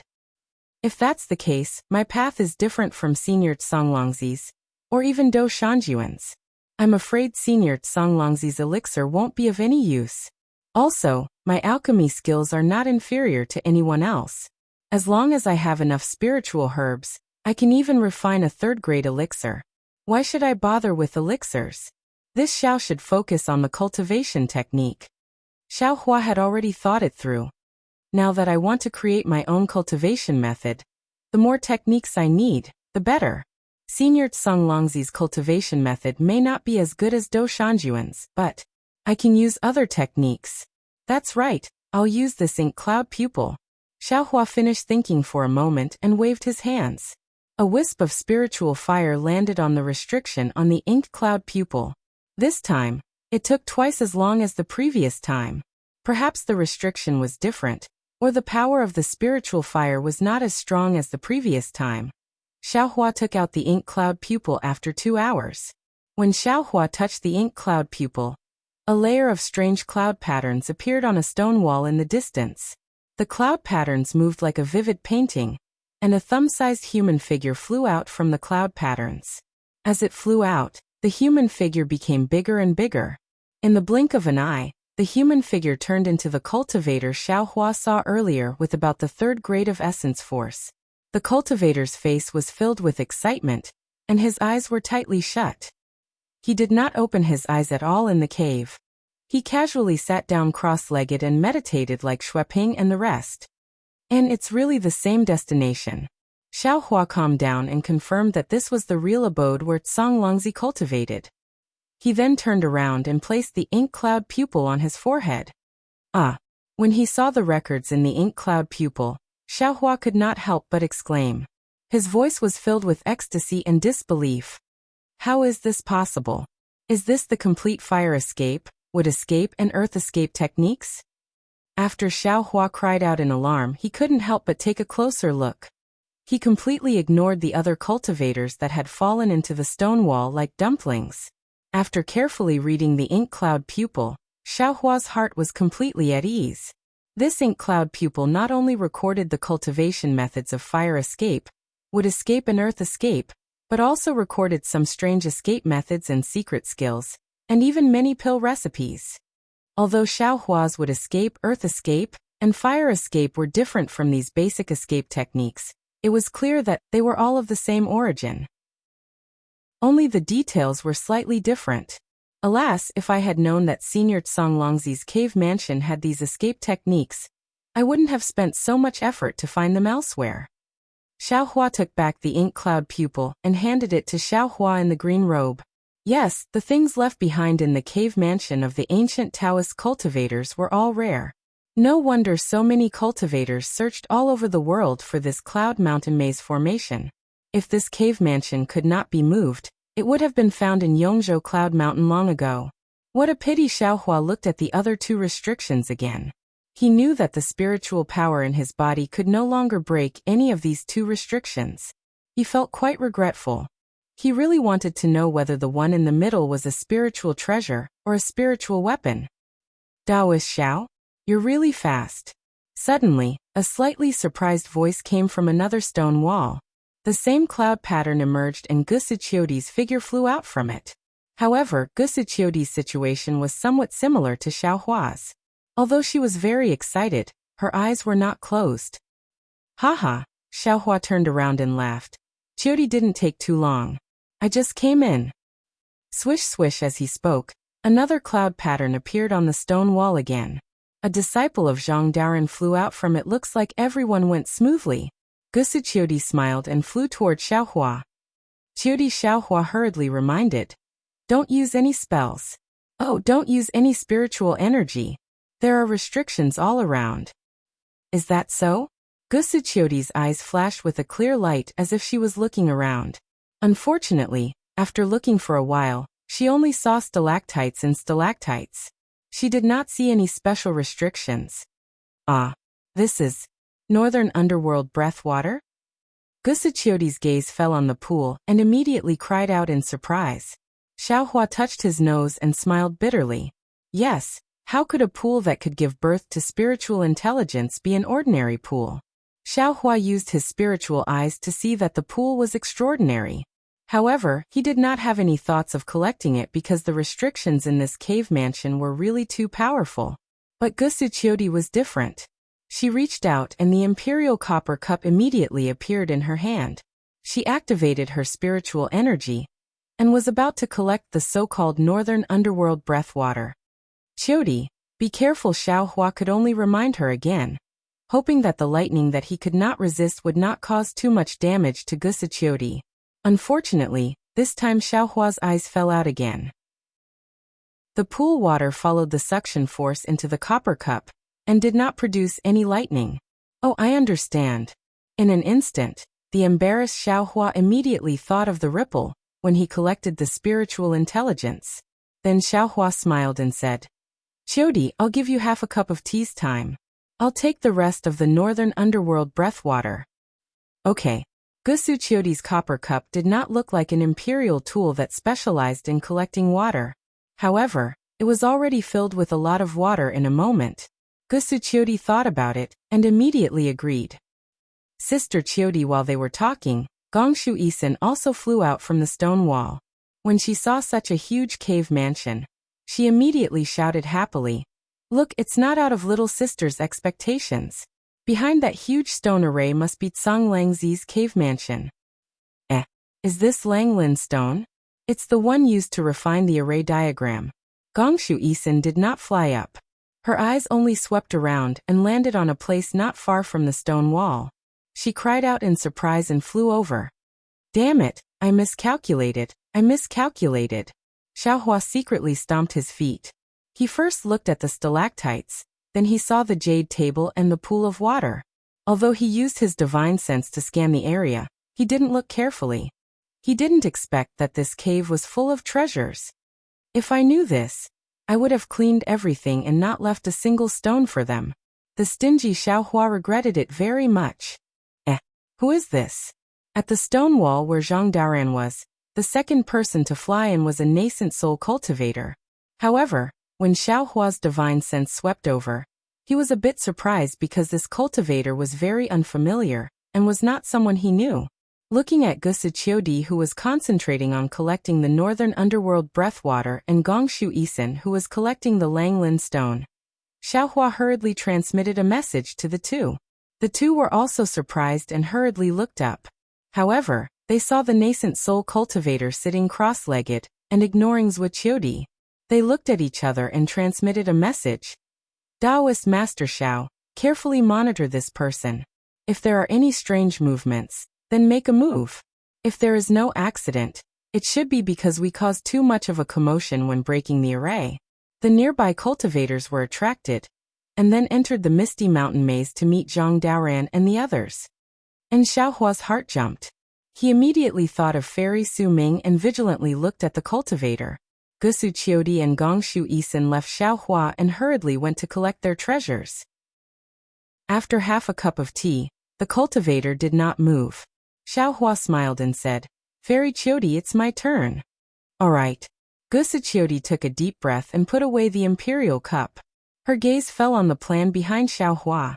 However, when Xiaohua's figure flew up and took out the clear water bottle, she shifted her gaze away from the jade table.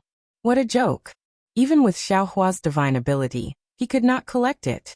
Naturally, she would have to use her true qi. Rather than that, she might as well see if there were any other treasures in the cave. Seeing Gusu Chiodi fly to other places in the cave, Xiaohua smiled bitterly. People were really different. Greed was also different. Others only knew how to go to other places to look. He, on the other hand, fought with the restrictions right from the start. He took the most difficult ones first, and left the rest of the treasures that he obtained effortlessly for others. However, Xiaohua did not have the time to look at other things. He pretended to take out the clear water bottle, but his mind had already sent a large amount of northern underworld breath water into his space. It was still beyond Xiaohua's expectations. No matter how much northern underworld breath water he collected, the pool of water did not decrease at all. Instead, when ripples appeared, there was still some surplus.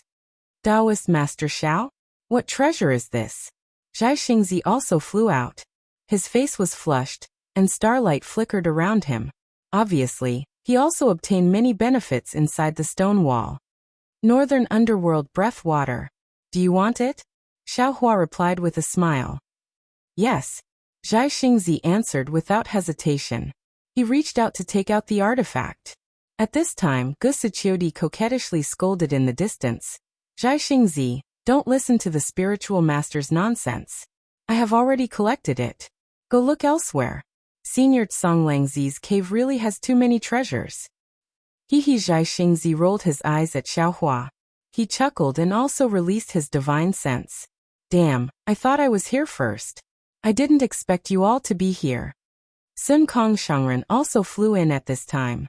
However, he only closed his eyes for a few breaths. He immediately flew up and shouted, Brother Xiao, this jade table. Without waiting for Sun Kong Shangren to finish, Xiaohua immediately interrupted. That is the most difficult one. Wait until the end. Okay. Sun Kong Shangren was even more cunning. He already understood Xiaohua's meaning. He swept with his divine sense, and quickly flew to another place. Chapter 37-37. Xiaohua collected the northern underworld breath while paying attention to the stone wall in Zhang Daren's direction. At this time, Zhang Daren's disciples and a few cultivators with Xueping also came out from the stone wall. There were even 3 nascent soul cultivators that Xiaohua didn't recognize, but Zhang Daren still didn't appear. Xiaohua frowned. Swoosh, another cloud pattern surged, and a nascent soul cultivator flew in. This cultivator had a strong build, fair skin, and somewhat thick eyebrows. This cultivator, like the other 3 nascent soul cultivators, didn't open his eyes. He also chose a place to sit cross-legged and comprehend, but didn't see any abnormalities. Strange, there are also 4. No, there's also one more low-level cultivator. Xiaohua looked at the cultivators below the stone wall in surprise. Could it be that these 4 nascent soul cultivators have the same purpose as Fairy Su Ming? I killed Reverend Chu Feng and Reverend Xiang Tian at the Yaotai conference. Reverend Yuanqing already said that he would spread the news of their deaths. Fairy Xu Ming avenged Reverend Chu Feng, so the one who avenged Reverend Xiang Tian was naturally Fairy Xiangfeng, right? However, it seems that there are no female cultivators among these 4 nascent soul cultivators. Oh, perhaps when Xiaohua saw the unfamiliar low-level cultivator, he somewhat understood. These 4 nascent soul cultivators might have been invited by this cultivator. However, no matter what, I have to be careful. However, at this time, rumble, a huge tremor came from all sides of the immortal's cave. The entire cave was shaking. Xiaohua watched as the pool water, which hadn't decreased at all just a moment ago, disappeared in an instant. Brother Xiao? What's going on? Amidst the rumbling, Zhang Daoren flew out from the cloud pattern on the stone wall. When he saw the entire cave shaking, he couldn't help but feel strange. Without waiting for Xiaohua to speak, a roar that sounded like a dragon's roar resounded, and the figures of 4 demonic beasts appeared beside the stone wall, where the 4 cultivators came from. At the same time, the entire stone wall cracked open, revealing a beast-shaped cave. The entrance to the cave was pitch black, and it emitted a cold aura. This Xiaohua felt strange. Is this the exit of the cave? While thinking, Xiaohua put away the water bottle. Although the pond water was gone, Xiaohua took advantage of this time to collect a lot of northern underworld breath water. After instructing Xiaoguo to implant the northern underworld breath water into the northern underworld breath water, Xiaohua used his spiritual force to scan the 4 caves separately. That's not right. Why do these 4 holes have the same aura as the previous maze? Xiaohua frowned. Suddenly, an unimaginable thought emerged from the bottom of his heart. Without waiting for him to speak, Gong Shui Xian in the distance exclaimed in joy. I understand. This wasn't Senior Tsang Langzi's cave abode. This was just a place where he rested, or rather, his front residence. When the old man left, he set up a part of the maze. This Misty Mountain maze formation has more than 1 layer. Who cares if it's the first floor? With a sweep of his divine sense, Xiaohua collected the few jade crystals at the bottom of the lake, as well as a few array discs and other objects into his space. Then he turned his gaze to other places. Senior Fujiwen flew over and bowed. Senior, don't talk nonsense. Hurry up and find treasures. Xiaohua didn't allow him to finish his words.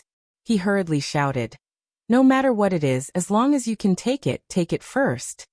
Yes, master. Fujiwen hurriedly called out his master, and immediately flew off. Seeing Xiaohua like this, Zhang Daoran simply didn't ask any more questions. He hurriedly released his divine sense and began to search around. Fujiwen came in first. Moreover, he had only completed the wordless heavenly book, so he woke up faster than the others. The other Dao sect disciples weren't as lucky as him. After all, the nascent soul cultivators opened their eyes and began to search the cave abode. They woke up one by one. Of course, these cultivators also hurriedly got up, very familiar with avoiding the nascent soul cultivators and looking for their own treasures. In just less than half an hour, the entire cave abode, except for the 2 restrictions on the jade table, was as clean as a dog licking the jade table. The low-level disciples were still searching around to see if they had left anything behind. The nascent soul cultivators naturally had to worry about their face, so they all landed beside the jade table. Xiaohua looked at the unfamiliar nascent soul cultivators and said with a smile, Brother Daoran, what's going on with these fellow Taoists? It's all a coincidence. Zhang Daoran smiled and pointed at the nascent soul cultivator, who flew out earlier. This is Taoist Master Di Quan. He and Taoist Cheng are friends despite the difference in age. Taoist Cheng didn't believe that Brother Xiao could break the formation, so he went to find fellow Taoist Master Di Quan.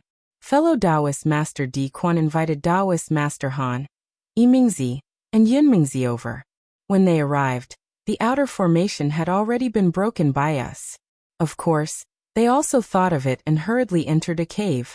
They thought that they could meet Brother Xiao inside the cave, but who knew that they would meet this old man? Since they were Dao sect disciples, this old man also came in with them. During this period, we encountered many traps. The 4 fellow Taoists also put in a lot of effort to protect this old man's disciples. Brother Daoran is really lucky. Master Sun Kong smiled bitterly. If this old man met the 4 fellow Taoists, this old man's 2 disciples wouldn't have fallen in the maze. That's true. Zhang Daoran nodded. This old man has 5 nascent soul cultivators here. Fellow Taoist Master Zhaixing has 3. Although Brother Xiao is alone, his cultivation far surpasses ours. You are alone and can't do anything alone. The key is that this ancient maze is too powerful. Xiaohua waved his hand and said, even the few juniors with this Xiao suffered no small amount of damage. Zhang Daoran smiled and looked at the cave in the shape of a beast on the stone wall. He pointed at it and said, these 4 entrances are the entrances to the 2nd layer of the maze. Presumably, it's even more dangerous inside. Since we are already here, we have no choice but to continue forward. This 2nd layer of the maze, we have to carefully ponder over it. Brother Daoran at this time, Taoist Master Di Quan smiled and pointed at the jade table. Let's first discuss how to break these 2 treasures. I am already somewhat afraid of such a dangerous maze. Moreover, when I passed through the stone wall just now, I gained something. It's very useful for Ai's cultivation. If these treasures are lucky enough to fall into Ai's hands, I don't intend to go to the second layer of the maze." Yun Mingzi's expression changed slightly and he said with displeasure, "Fellow Taoist Master Di Quan, this is not what we discussed before. If you give up halfway, what should we do?" Haha, Taoist Master Di Quan laughed and covered up. "Just now at the stone wall, old friend Yun Mingzi must have gained something. This is an opportunity. We haven't had such an opportunity for hundreds of years. Now that we have encountered it, why not cherish it?" When Yun Mingzi still wanted to say something, Gong Shui Xian stepped forward and said, "Since we want to break the maze, we naturally have to follow the rules. On this jade table, there should be 3 treasures just by looking at the positions. Now there were only 2. The one on the edge must have been taken away by someone. How should we distribute the remaining 2? Gong Shui Xian interrupted Yun Mingzi and Taoist Master Di Quan. It was rather reckless, but he didn't miss the opportunity. Taoist Master Di Quan hurriedly said, "I and the others came later. We still want to hear Brother Daren's opinion. Then, how about we make a decision again?" When Taoist Master Di Quan was speaking, Gong Shui Xian intentionally or unintentionally glanced at Xiao Hua. Xiao Hua was very helpless.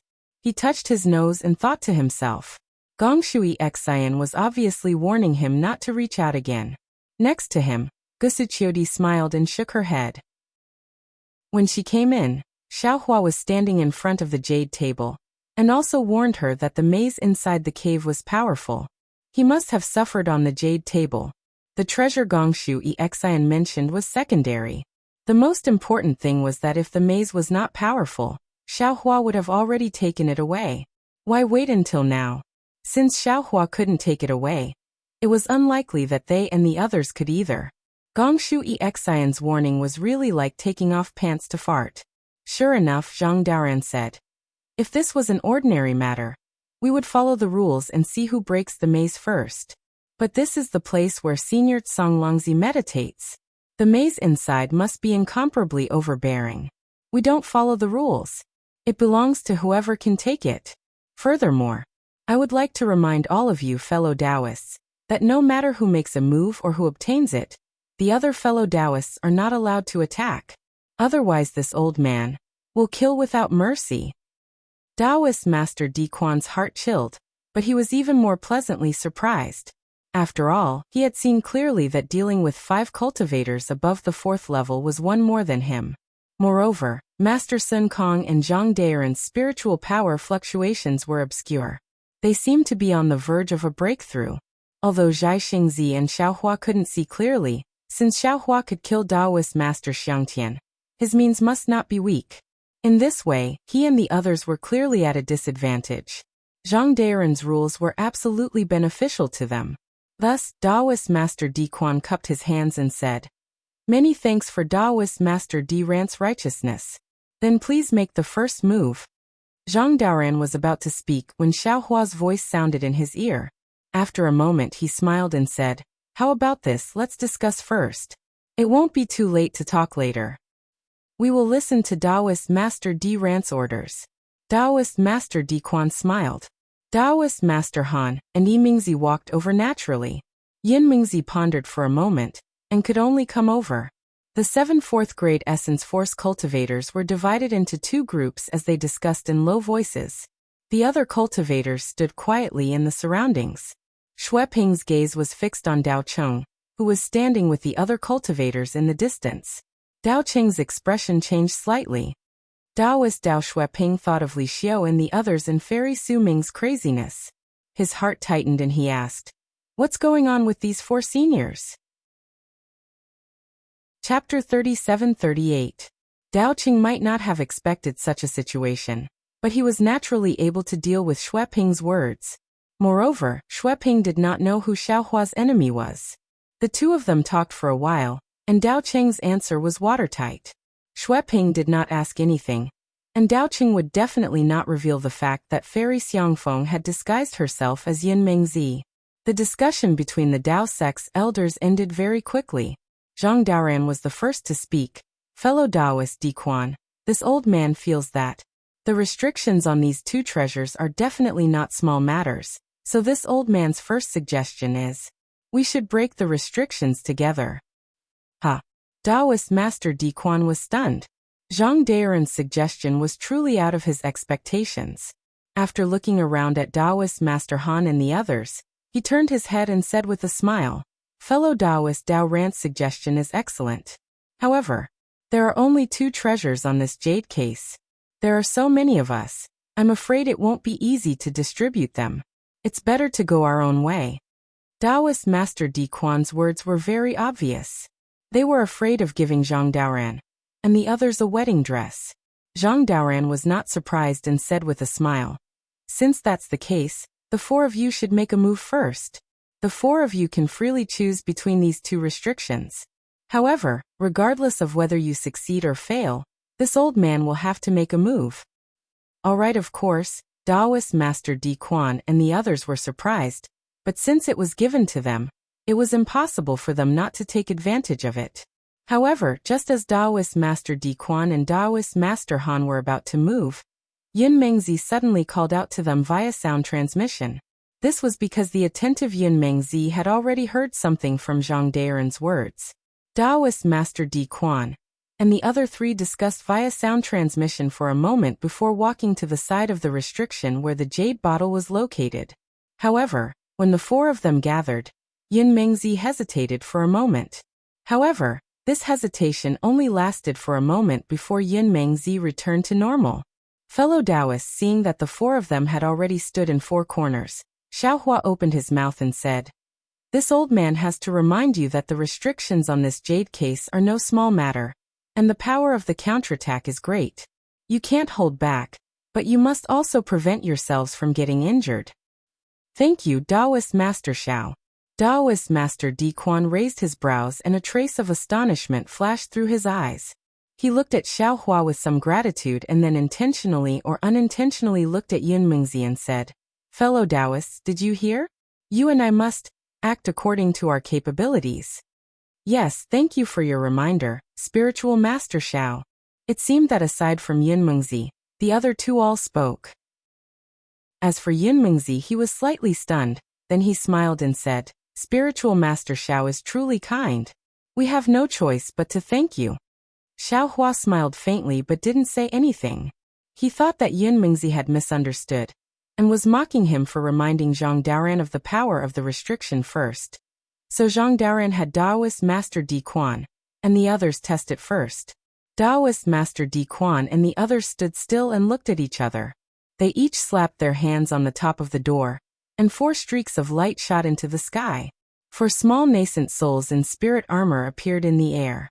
The 4 nascent souls were similar in size, and although the lights flashing around them were different, their magic power fluctuations were similar. However, when they summoned their magic treasures, their power was different. Taoist Master Di Quan had a silver spear that was more than a foot long, engraved with many flowing talismans. Under the activation of the nascent soul, the talismans emitted a dazzling brilliance. The brilliance was like a wave of water drifting between the silver spear and the nascent soul, and an incomparably sharp aura was born from the nascent soul. Taoist Master Han held a light flying sword in his hand. The flying sword was like a thin thread, and thousands of willow catkins fluttered in the air, either hiding in the void or falling into the nascent soul. Although this flying sword wasn't as sharp as Taoist Master Di Quan's silver spear, the cracks in the void created by the flying sword were enough to make Zhang Daoran and the others' eyes light up. Yimingzi held a pearl in her hand. There was a faint shadow of a strange beast inside the pearl. When Yimingzi's nascent soul activated it, the strange beast came out of the pearl. This strange beast looked like a dragon, but it wasn't. A strange and violent aura instantly filled the entire cave. Although the strange beast hadn't truly transformed, its thunderous roars were incessant. Yin Mengzi held a chipped disc in her hand. The brilliance on it was restrained, but the edges revealed teeth. Clusters of tiny light rays spurted out from the teeth. Although it wasn't completely activated, the origin chi of heaven and earth surged out from the left side of the disc, and the light rays of the disc fiercely shrank and contracted. Seeing that the 4 nascent souls of the 4 cultivators were all male, Xiaohua's heart finally relaxed. It seemed that he was really paranoid. The so-called Fairy Xiangfeng didn't come here by coincidence. Fellow Taoists attack.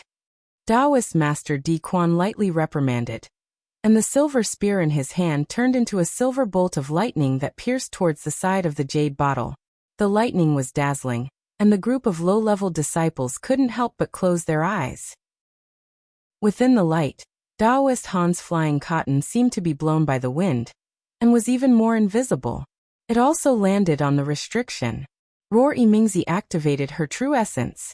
The strange beast that had been circling around the pearl let out a long roar, and turned into the thickness of an arm before charging towards the restriction.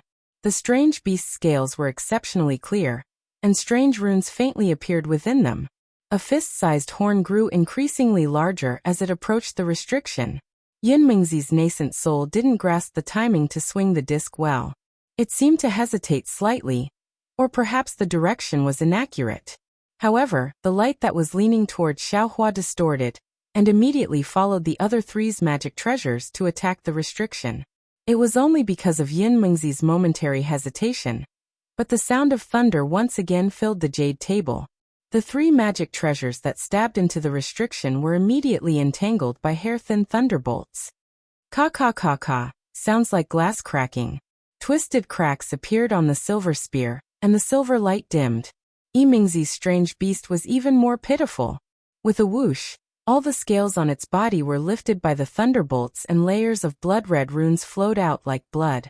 On the other hand, the unknown Taoist Master Han, following the thunderbolts, the sword threads turned into thin green threads, dodging most of the thunderbolts. Very few thunderbolts landed on the sword threads, only trembling slightly a few times before gradually disappearing. It was very clear that Taoist Master Han's flying sword was a rare wood attribute. Puff puff with two muffled sounds, Taoist Master Di Quan and Yimingzi's nascent souls opened their mouths and coughed out half a mouthful of blood. Their nascent souls were already dispirited. Sizzle seeing this, Yinmingzi was shocked and hurriedly took back the disc. Just as the disc stopped, there was another light kacha sound. A thin lightning bolt hit the edge of the disc at lightning speed. A small crack appeared on the disc after being hit by the lightning bolt. In the blink of an eye, the disc fell into the nascent soul's hands. The nascent soul didn't stop and entered Yinmingzi's body. Xiaohua raised his eyebrows and smiled meaningfully. Fellow Taoist Yinmingzi actually listened to my advice. The other fellow Taoists don't seem to care. Taoist Master Di Quan and Yimingzi's faces were slightly red. They withdrew their nascent souls and looked at each other before looking at Taoist Han. Although Taoist Han wasn't injured and his magic treasure wasn't damaged, it was even more impossible for him to break the restriction. Therefore, Taoist Han smiled bitterly and withdrew his nascent soul and magic treasure. He said to Zhang Daoran, "Fellow Taoist Daoran, it seems that we have no fate with this spirit pill. Now it's your turn to make a move. We will rest on the side for the time being." "All right." Zhang Daoran nodded.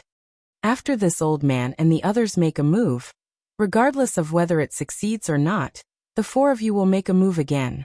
Let's do as fellow Taoist Daoran says." Taoist Han nodded and flew to the side. He frowned as he looked at the jade table and pondered. Taoist Master Di Quan and Yimingzi flew to the side and took medicinal pills to heal their injuries. As for Yinmingzi, she looked at Xiaohua and the others with a slightly gloomy face. The so-called Yinmingzi was of course Fairy Xiangfeng. The reason for her hesitation was of course Xiaohua. After all, Xiaohua was close at hand and unguarded. As long as she activated her magic treasure, it was very likely that she could kill Xiaohua on the spot. Unfortunately, when Fairy Xiangfeng sent a sound transmission to Taoist Master Di Quan and the others to discuss, the three of them did not agree. Not to mention the treasure, the three of them had already set their eyes on the jade bottle. Just the presence of Zhai Xingzi and the other four was enough to deter the three of them, making them not dare to make a move. The moment Fairy Xiangfeng activated her magic treasure, she saw the beast-shaped black hole in Xiaohua's direction from the corner of her eyes. Only then did she put away her magic treasure and continue to attack the restriction. Of course, it was only when she was hesitating that the counterattack of the restriction did not severely injure Fairy Xiangfeng. At this moment, seeing Zhang Daoran discussing with Xiaohua via sound transmission, Fairy Xiangfeng couldn't help but feel lucky. Zhang Daoran asked Xiaohua via sound transmission, "Brother Xiao, this restriction is indeed as powerful as you said. Taoist Master Di Quan and the others, they didn't listen to your suggestion and made a move themselves. As expected, they suffered a huge loss. What do you think we should do now?" "What do you think, Brother Daoran?" Xiaohua did not directly answer, but instead asked a question. This Zhang Daoran pondered for a moment and smiled bitterly. "To be honest, although our cultivation is deeper than Taoist Master Di Quan's, the difference is negligible. If they can't break the restriction, we can't break it either. This old man wants to see what Brother Xiao can do." A smile appeared on Zhang Daoran's face as he looked at the empty space on the jade table, where Mo Yintong had been placed. Xiaohua shrugged and said with a smile, "If I had a way, would I have waited until now?" "Oh," Zhang Daoran was somewhat stunned. "Just now, didn't we discuss in vain?" "Haha. How could it be for nothing?" Xiaohua said with a smile. "If it was for nothing, why would I discuss with you?" Zhang Daoran scratched his head and said with a bitter smile, "Brother Xiao, just now when we were discussing how to break the restriction, you didn't mention making a move yourself. I thought you had the confidence to break the restriction at the crucial moment, but if you don't make a move now, with how powerful this restriction is, I'm afraid we won't even be able to touch a hair of it."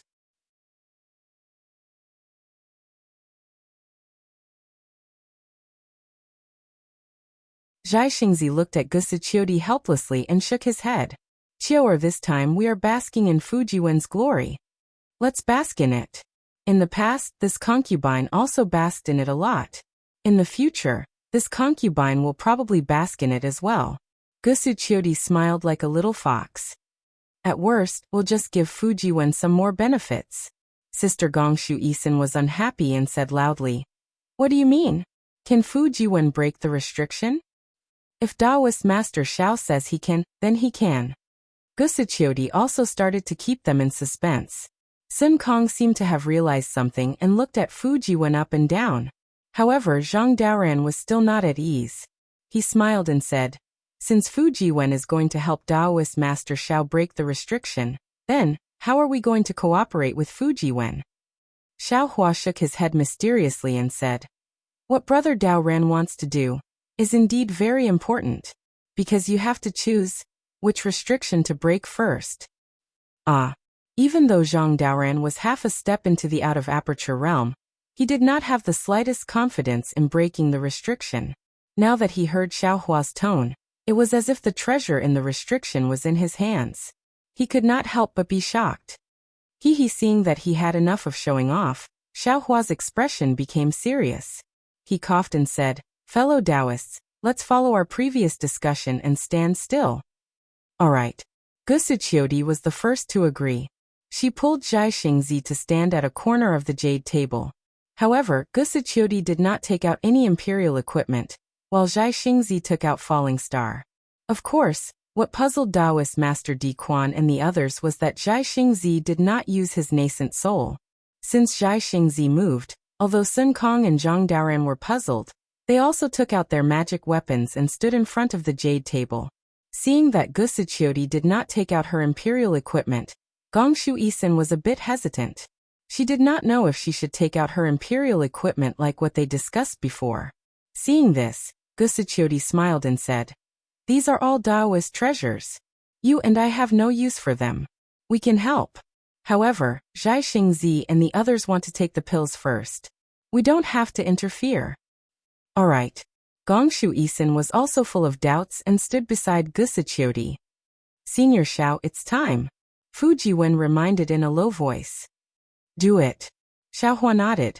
Fujiwen received Xiaohua's order and carefully opened the Yanlei wooden box in his hand.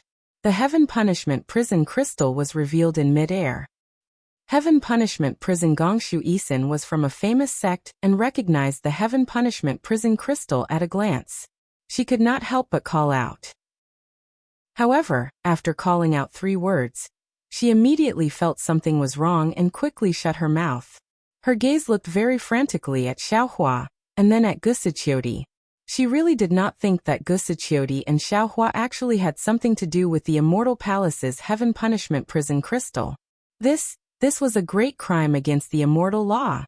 Carefully place it above the restriction. Xiaohua instructed in a low voice. Yes, senior. A kind of warmth appeared in Fujiwen's eyes. He slowly placed the Heaven Punishment Prison Crystal 1 qi above the restriction. Slowly descend, Xiaohua instructed again. Yes, senior. Fujiwen still complied. As the Heaven Punishment Prison Crystal slowly approached the restriction, the hearts of Zhang Daoran and the others were all in suspense. Hold on tight. When it's about time, let go. Xiaohua reminded Fujiwen. Yes. Fujiwen stared closely at the Heaven Punishment Prison Crystal. His fingers slowly loosened. Kacha, just as everyone was staring at the Heaven's Punishment Prison Crystal, several bolts of lightning suddenly appeared. They were like horned dragons that appeared in front of everyone's eyes. The moment these bolts of lightning appeared, they immediately attacked the Heaven's Punishment Prison Crystal from all directions. However, just before these thunderbolts appeared, Fujiwen's fingers loosened. The Heaven Punishment Prison Crystal landed on the restriction of the jade bottle. Although most of the thunderbolts landed on the Heaven Punishment Prison Crystal, there were still some that affected the restriction. Rumble, the fine thunderbolts that had just injured the two nascent soul stage cultivators, also flashed out from the restriction and struck the Heaven Punishment Prison Crystal. Wang, the Heaven Punishment Prison Crystal made a rumbling sound in the lightning threads. Inscribed chains floated and overflowed from the lightning threads. A kind of indescribable solemnity, a kind of orderly and irresistible feeling was born from these chains. Waves of purple thunderbolts followed these inscribed chains and landed on the restriction that dared to challenge them. Kacha, rumble. Endless rumbles sounded on the jade table. Not only were Zhang Daoran and Master Sun Kong dumbstruck, but even Daoist Master Di Quan and Daoist Master Han were dumbstruck. Even Fairy Xiangfeng, who originally wanted to take advantage of the chaos to sneak attack Xiaohua, opened her mouth slightly and threw her plan aside. She blankly watched the entanglement and struggle between the Heaven Punishment Lightning of the Immortal Palace and the Heaven Punishment Lightning of the Dao Sect's Tribulation Transcending Stage Cultivator. Xiaohua was really a little proud. Song Longzi was a Tribulation Transcending Stage Cultivator, but he was much weaker than the Immortal Palace, let alone the Heaven Punishment Lightning of the Immortal Palace. Seeing that the restriction on the jade bottle had become thin in a moment, if they didn't make a move, the jade bottle might be destroyed by the lightning of the battle between Confucianism and Taoism. Xiaohua had to remind them, hurry up. Okay. Zhang Daoran and the others only woke up at this time as if they had just woken up from a dream. They each urged their magic treasures to hit the restriction under the lightning. Boom! In a flash of brilliance, the three magic treasures hit the restriction with lightning speed. Whoosh! But just as the brilliance was born, Xiaohua waved his sleeve and used the Heaven and Earth sleeve technique more skillfully than anyone else. He forcibly grabbed the jade bottle in the restriction that had just cracked a little. However, before Master Sun Kong could frown, Xiaohua's hand flashed in front of Fujiwen's eyes like a dragonfly skimming the water. The jade bottle instantly fell into Fujiwen's hand before Fujiwen realized it. Even if Master Sun Kong wanted to say something, he was afraid that he couldn't. After all, Xiaohua and Fujiwen were master and disciple. Although Xiaohua himself said that he wouldn't snatch the jade bottle, it was reasonable for him to snatch it for Fujiwen. Especially, with Fujiwen's cultivation, he couldn't use these elixirs at all. Senior Xiao, at this time, Gongshu Exian hurriedly called out, hurry up and put the Heaven Punishment Prison Crystal on another restriction. Unfortunately, Xiaohua rolled his eyes at her and said lightly, if you have the ability, take it yourself. Yu Gongshu Exian was a little breathless with anger. Looking at the lightning above the Heaven Punishment Prison Crystal, she also realized that this was the Heaven Punishment Prison Crystal. The thunder of Heaven Punishment represented the wrath of heaven. How could an ordinary cultivator trigger it? But thinking of this, Gongshu Exian couldn't help but look at Fujiwen again. Yes, this kind of lightning punishment. Why wasn't Fujiwen afraid? Seeing Xiaohua take the jade bottle so easily, and she didn't even have the thought of making a move, Fairy Xiangfeng was really ashamed and angry. She couldn't help glaring at Immortal Di Quan, whose eyes had already fallen to the ground. When Immortal Di Quan noticed Fairy Xiangfeng's gaze, he unconsciously swallowed the saliva that almost flowed out. He looked at Immortal Han and Yi Mingzi with a bitter smile. He really regretted that he didn't agree with Zhang Daren's suggestion. Chapter 3740. Fujiwen, quickly let me see what kind of elixir is inside. Gusuchiodi smiled and stretched out her hand. Yes, senior. Fujiwen obediently raised his hand, and the jade bottle flew into Gusuchiodi's hand. His gaze still fell on the Heaven's Punishment Prison crystal. Although the thunderbolts on the restriction had already subsided, and the lightning on the Heaven's Punishment Prison crystal was now extremely weak due to breaking the restriction, Fujiwen's heart still clenched when he thought about how he didn't use the thunder amplifying wood to block the lightning today. Damn it, why did I take in such a stupid disciple? Xiaohua didn't know whether to laugh or cry and scolded. What are you looking at? Wasn't the Heaven's Punishment Prison crystal the same when I didn't give you the thunder amplifying wood? Today, the Heaven's Punishment Prison crystal has been worn down by the restriction lightning and doesn't have much power anymore. Don't worry. Yes, master. Fujiwen was a little absent-minded and answered, but his gaze didn't move away from the lightning. Brother Daoran, come and take a look. The jade bottle in Gusuchiodi's hand had already fallen into Zhai Xingzi's hand. After seeing it, Zhai Xingzi's face flushed red. He didn't dare to be negligent and hurriedly beckoned Zhang Daoran over. How could Zhang Daoran not know the rarity of the elixir in the jade bottle? Looking at the Heaven's Punishment Prison crystal that no longer had any lightning, he chuckled and didn't rush over. He stretched out his hand and grabbed the Heaven's Punishment Prison crystal in his hand. His figure landed beside Fujiwen and placed the Heaven's Punishment Prison crystal in the thunder amplifying wood. He then said to Taoist Master Di Quan, Taoist Master Di Quan, according to our agreement, it's time for you to take action. After the four of you take action, if you succeed, we'll immediately enter the final maze. If you fail, hee. After saying that, Zhang Daoran used his hand to pull Fujiwen and said to Zhai Xingzi and the others, let's go over there and talk. Immediately after, Zhang Daoran and the others walked away with their heads held high. The 7 of them gathered in a corner of the cave. After Zhang Daoran set up a restriction, they hid inside to discuss how to split the teams. Although Xueping and the others were a little jealous in their hearts, their jealousy varied from person to person. For example, Xueping immediately realized that Xiaohua accepting Fujiwen as his disciple was not as simple as he had thought. When he thought about his encounter inside the stone wall, he had long since calmed down. Looking at the strange expressions on the faces of the people around him, he sighed in his heart and closed his eyes to comprehend. Taoist Master Di Quan and the others didn't know whether to laugh or cry. Of the 4 nascent soul cultivators, 2 were injured, and 2 had suffered under the restriction. How could they still have the strength to break the restriction? Although Zhang Daoran's words weren't sarcastic, there was a hint of mockery. However, the 4 of them exchanged glances. Their minds were already spinning as they pondered on how to break the seal. However, Fujiwen relied on the Heavenly Punishment Prison crystal to break the restriction. This method couldn't be used casually. The 4 of them racked their brains, but couldn't find a way to resist the restriction of a tribulation-passing cultivator. Half an hour later, Zhang Daoran removed the restriction. Everyone, including Gong Shui Xian, had a smile on their faces. Taoist Master Di Quan and the others felt even more bitter in their hearts. Obviously, a bottle of panacea refined by a tribulation-passing cultivator had been cleanly divided up by these shameful opponents. If they couldn't come up with something to break the restriction, they would lose the qualification to break the restriction. Of course, when Zhang Daoran and Taoist Master Di Quan discussed before, they didn't mention the time to break the restriction. However, Taoist Master Di Quan didn't think that the 4 of them had any qualifications to delay the time. Sure enough, without waiting for Zhang Daoran to speak, Sun Kong looked at the restriction on the jade table that hadn't moved in the slightest and said with a smile, "It seems that the 4 fellow Taoists are very polite. You had to wait for us to be present before breaking the restriction. In that case, I asked the 4 fellow Taoists to make a move.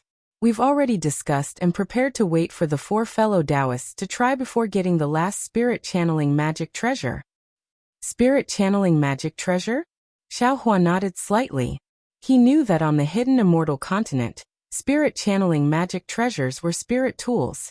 Hearing Sun Kong's confident tone, Taoist Master Di Quan looked at Taoist Master Han and the others and asked helplessly, "What do you three fellow Taoists think?" This Taoist Master Han wasn't as depressed as Taoist Master Di Quan. He had been looking at the jade table with narrowed eyes and seemed to be thinking about something. Now that he heard Taoist Master Di Quan's question, he hesitated slightly and said, "Fellow Taoist Sun Kong, can you give us a bit more time?" Why not?" Sun Kong waved his sleeve and laughed loudly. "Then I'll give the 4 fellow Taoists 20 hours. After 20 hours, we'll make a move." "Many thanks, fellow Taoist." Taoist Master Han cupped his hands and replied. At this time, not to mention Taoist Master Han, even Xueping and the others knew that Fu Jiwen's heavenly punishment prison crystal would definitely produce heavenly punishment lightning again after 24 hours. Taoist Master Han seeing Taoist Master Han take the initiative to speak, Taoist Master Di Quan's eyes lit up and he asked tentatively. Taoist Master Han nodded slightly and took out a few formation plates. He formed hand seals and the formation plates landed on both sides of the jade table. The formation plates flickered with obscure fluctuations and enveloped the entire jade table in a moment. Then Taoist Master Han took out a few formation flags and rubbed them with his hands. Strands of strange brilliance fell into the formation flags. These formation flags floated and landed in the void above the jade table. When everything was ready, Taoist Master Han smiled and said, "Fellow Taoists, please come with me. I just saw Taoist Master Xiao break the formation. I have some insights." "Okay." Taoist Master Di Quan and the others were delighted. Only Fairy Xiangfeng was a bit hesitant, but she still flew with the 3. When Taoist Master Han set up a silent barrier, the 4 began to discuss. Lady Gongshu." Xiaohua looked at the formation set up by Taoist Master Han and said with a smile, "How confident do you think Taoist Master Han is in breaking the restriction?" Gongshu Exian rolled her eyes at Xiaohua and said coldly, "I should be the one asking Senior Xiao this question, right? Taoist Master Han is your Tao sect cultivator. You should know better than me." "I can't see it either. But it seems they came prepared." Xiaohua touched his nose and completely erased the doubt in his heart. He shook his head and said, "Perhaps this Taoist Master Han is the instigator of entering the Cloud Mountain Maze formation." Yes, this Taoist Master Han knows formations. Moreover, his magic treasure is a wood attribute flying sword. Presumably, he has already thought of a way to restrain the restriction lightning. This Taoist Master Han is amazing. Gusuqiodi nodded and said. However, Zhang Daoran and Sun Kong were Zhai Xingzi. The 3 people's eyes revealed doubt. Sun Kong asked curiously, "Brother Daoran, have you heard of this Taoist Master Han's name?" "No." Zhang Daoran replied flatly. "I haven't even heard of that Yun Mingzi. It's really strange. A Jade Pavilion gathering actually involved so many nascent soul cultivators of my hidden immortal continent. It's really out of my expectations." Zhai Xingzi was also stunned. He even looked at Xiaohua. "Let's not talk about others. With Taoist Master Zhao's cultivation, although I'm not close to you province, I haven't heard of any rumors. Am I a bit ignorant?" Seeing everyone talking about his background again, Xiaohua hurriedly waved his hand and said with a very mysterious smile, "I'm not surnamed Gusu. Why do you know me? Besides, don't ask about a hero's origin. Miracles are naturally man-made. There are so many nameless great experts in this world. Who knows where a divine clone is hiding?" Different. Zhang Daoran shook his head. Hidden immortal continent of Confucian cultivators. How can there be too many miracles? What about Grand Mist Ancestor? Xiaohua hit the nail on the head. When these words came out, everyone was speechless. Their faces were filled with envy and reverence. Clearly, this Grand Mist Ancestor had long been a legend of the hidden immortal continent. Not long after, Taoist Master Han and the others had finished their discussion. Taoist Master Di Quan and Yimingzi's faces were filled with excitement. On the other hand, Fairy Xiangfeng was biting her lips with a helpless expression. "Fellow Taoists, this time I am the abbot of breaking the seal. According to our previous discussion, I ask that you all do your best. Taoist Master Han and the others sat in front of the jade table as before. Taoist Master Han raised his hand and cupped his hands towards the three of them. All right, we will listen to Taoist Master Han's instructions. Yi Mingzi was the first to answer. Taoist Master Di Quan and Fairy Xiangfeng did not speak. They only nodded slightly. Seeing this, Taoist Master Han raised his hand and took out a fist-sized bead from his Taoist robe. Thunder-devouring bead. Xiao Hua raised his eyebrows and was secretly shocked. The thunder-devouring bead in Taoist Master Han's hand was very similar to the thunder-devouring bead that Xiao Hua had brought back to the thunder-controlling sect from the Dawn-Rain continent. However, the thunder-devouring bead in Taoist Master Han's hand was clearly a bit shabby. Although there were some threads of lightning inside, they could not cause the lightning to change. In particular, the outer layer of the thunder-devouring bead actually had traces of golden lines, and on top of these lines, there were many strange lightning runes that were as thin as ants. These lightning runes floated along with the light, and their shape was also like a horned dragon. Damn it, what is the background of this Taoist Master Han? He actually has a thunder-devouring bead in his hand? However, it seems like this thunder-devouring bead is not his life magic treasure. I don't think it's that important. Xiao Hua sighed and immediately understood what Taoist Master Han was thinking. Fellow Taoists, please prepare. Taoist Master Han raised the thunder-devouring bead, swept his gaze across the crowd and said in a low voice. At this time, Xiao Hua suddenly opened his mouth and said, Taoist Master Han, I have a suggestion. Oh. Taoist Master Xiao, please speak. Taoist Master Han was slightly startled as he said in surprise. Xiao Hua laughed. Taoist Master Han, how confident are you? 30%. Taoist Master Han replied without hesitation. So it's like that. Seeing that Taoist Master Han did not hide anything, Xiao Hua nodded and said, since Taoist Master Han is only 30% confident, and after 20 hours, we are 100% confident. In order to save time, I have a suggestion. If Taoist Master Han feels that he is about to fail this time, can you remind me? Or if I feel that Taoist Master Han has reached a critical moment where he is about to fail, I can help. I only need 40%. Chapter 3741. This? Jinren Han really didn't expect Xiao Hua to have such a suggestion. Even Master Sun Kong and Zhang Daoran were somewhat stunned. Jinren Zhao's words. Can you speak for the other fellow Taoists? Jinren Han thought for a moment, and whispered to Jinren Di Quan and the others. While they were discussing, Xiao Hua also transmitted his voice to Zhang Daoran and the others, telling them about his sudden decision. Zhang Daoran and the others had already obtained spirit pills, and they were all half a step into the out-of-body realm. That life source magic treasure was very important. It was a communication channel between the main body and the nascent soul. They couldn't give up their life source magic treasure, even for a spirit weapon. In particular, there was only one spirit weapon on the jade table. It was not easy to take it out, so they all agreed with Xiao Hua's suggestion. Hearing that Zhang Daoran and the others didn't object, Jinren Han naturally didn't have any objections. If Xiao Hua made a move, they would have a 60% chance of success. If Xiao Hua didn't make a move, they would only have a 30% chance of success. In fact, at this time, Jinren Han and the others didn't understand that this was Xiao Hua's earliest suggestion.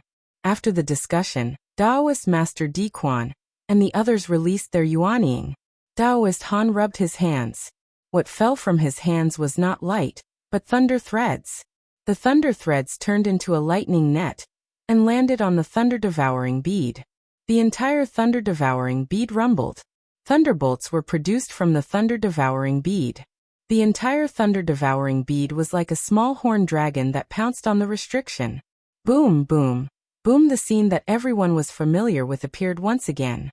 The lightning above the restriction also surged towards the thunder amplification tree. Different types of lightning collided with each other, and one by one, they were annihilated in the void.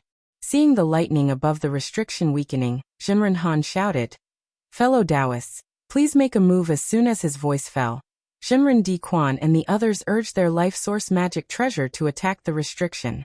However, to Xiao Hua's surprise, Fairy Xiangfeng's magic treasure was changed to a bell.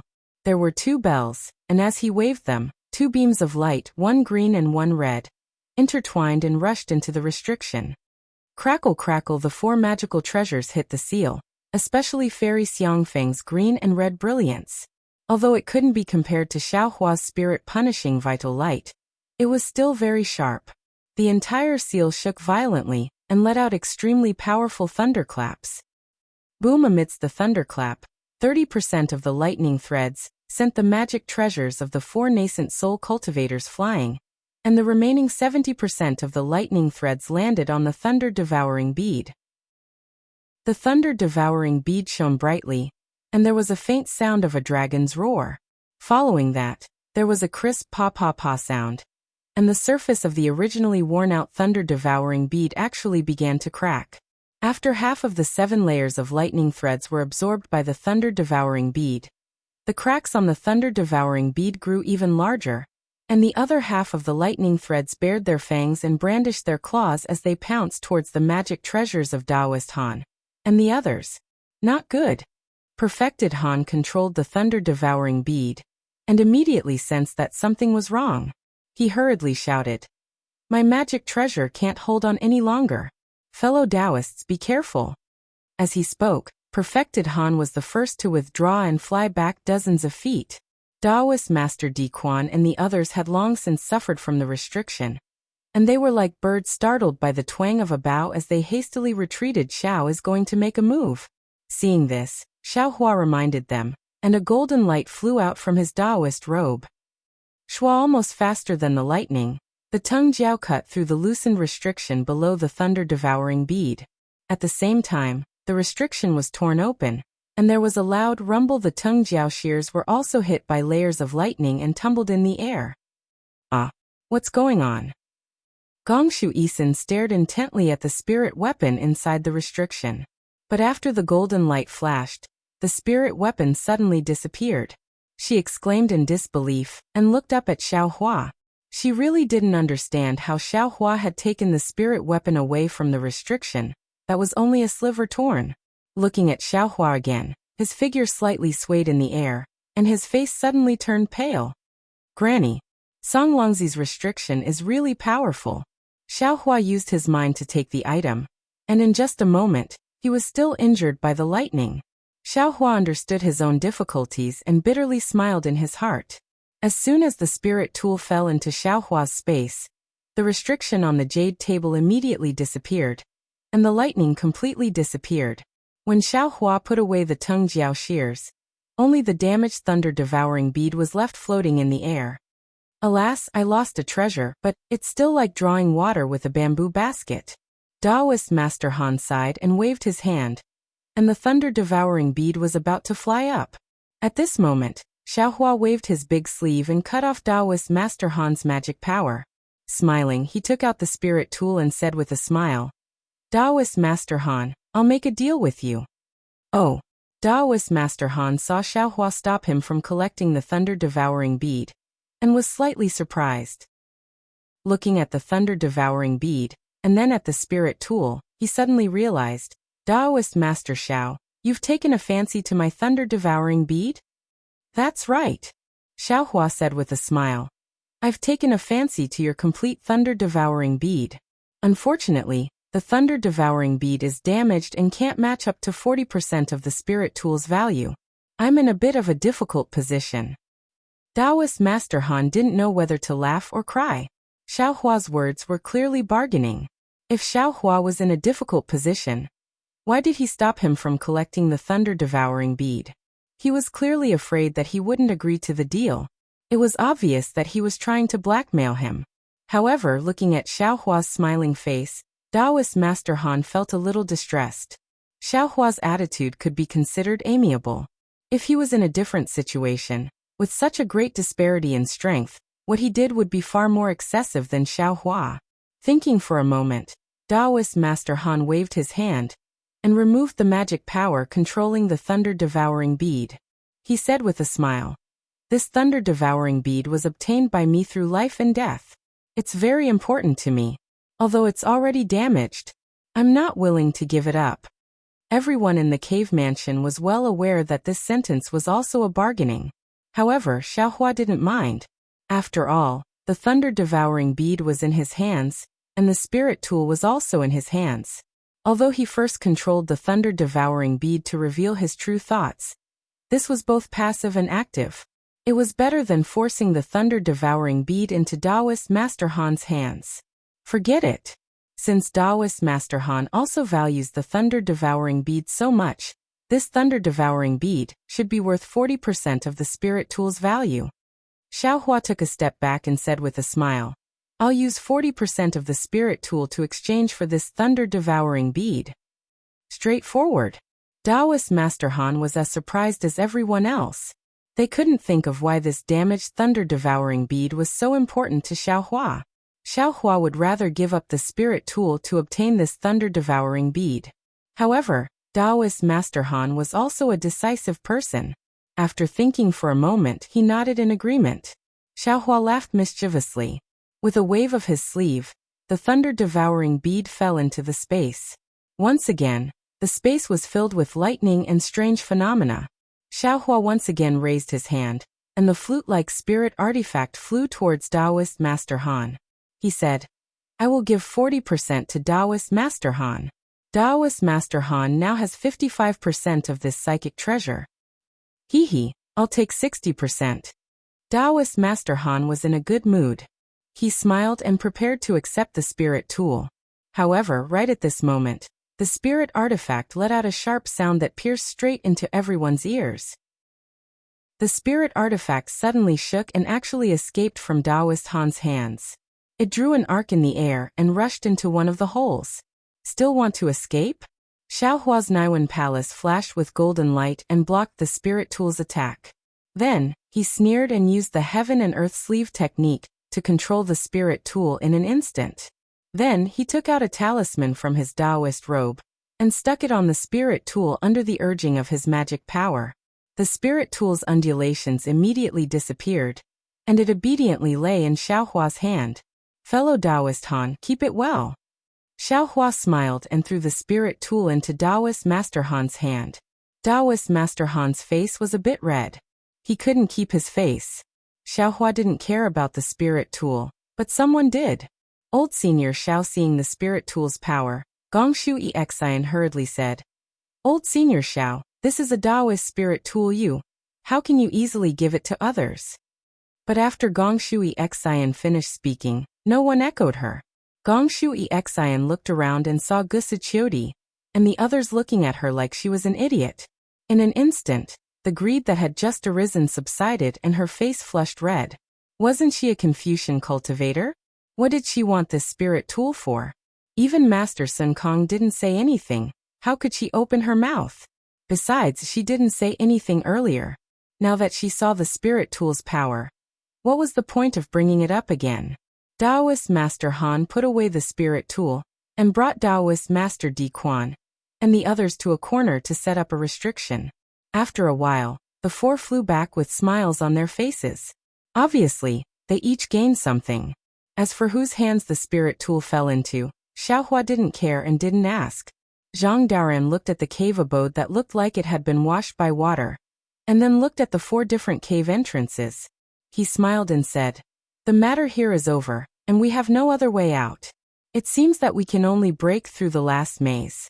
Fellow Taoists, what do you plan to do? Master Sun Kong glanced at Taoist Master Han and the others and asked indifferently, Fellow Taoist Han and the others also want to attack the formation with us? Taoist Master Han said with a smile, I also don't want to follow behind you, but there's no other way. Although Master Sun Kong didn't care about the spirit tool, he didn't want it to fall into the hands of others. This was what ordinary cultivators thought, so he asked Taoist Master Han. Zhang Daoran shook his head and looked at the 4 holes. He said, For more passages just like before. According to our experience in the previous maze, the most dangerous part of this maze is the protection outside. This maze seems to be where Senior Songlongzi tests our strength. Therefore, I think it's better to split up. What do you think, Taoist Master Xiao? Of course. Xiaohua said with a smile. If we stay together, we'll have fewer opportunities. I agree to split up. In that case, I'll take this passage. Seeing that Xiaohua didn't object, Zhang Daoren raised his hand and pointed at a jellyfish-like hole. I want to travel with Brother Daoren. What do you think? Just as Zhang Daoren finished speaking, Taoist Master Han hurriedly spoke and cupped his hands toward Zhang Daoren. You're tuning in to the Li Mei's Wuxia Whispers YouTube channel. We're so grateful for your support, and don't forget to subscribe to join us on this incredible journey through captivating stories. Your generosity through donations truly makes a world of difference, as it's the primary source of revenue that allows me to expand and enhance this channel for you. Thank you from the bottom of my heart for being a part of this adventure.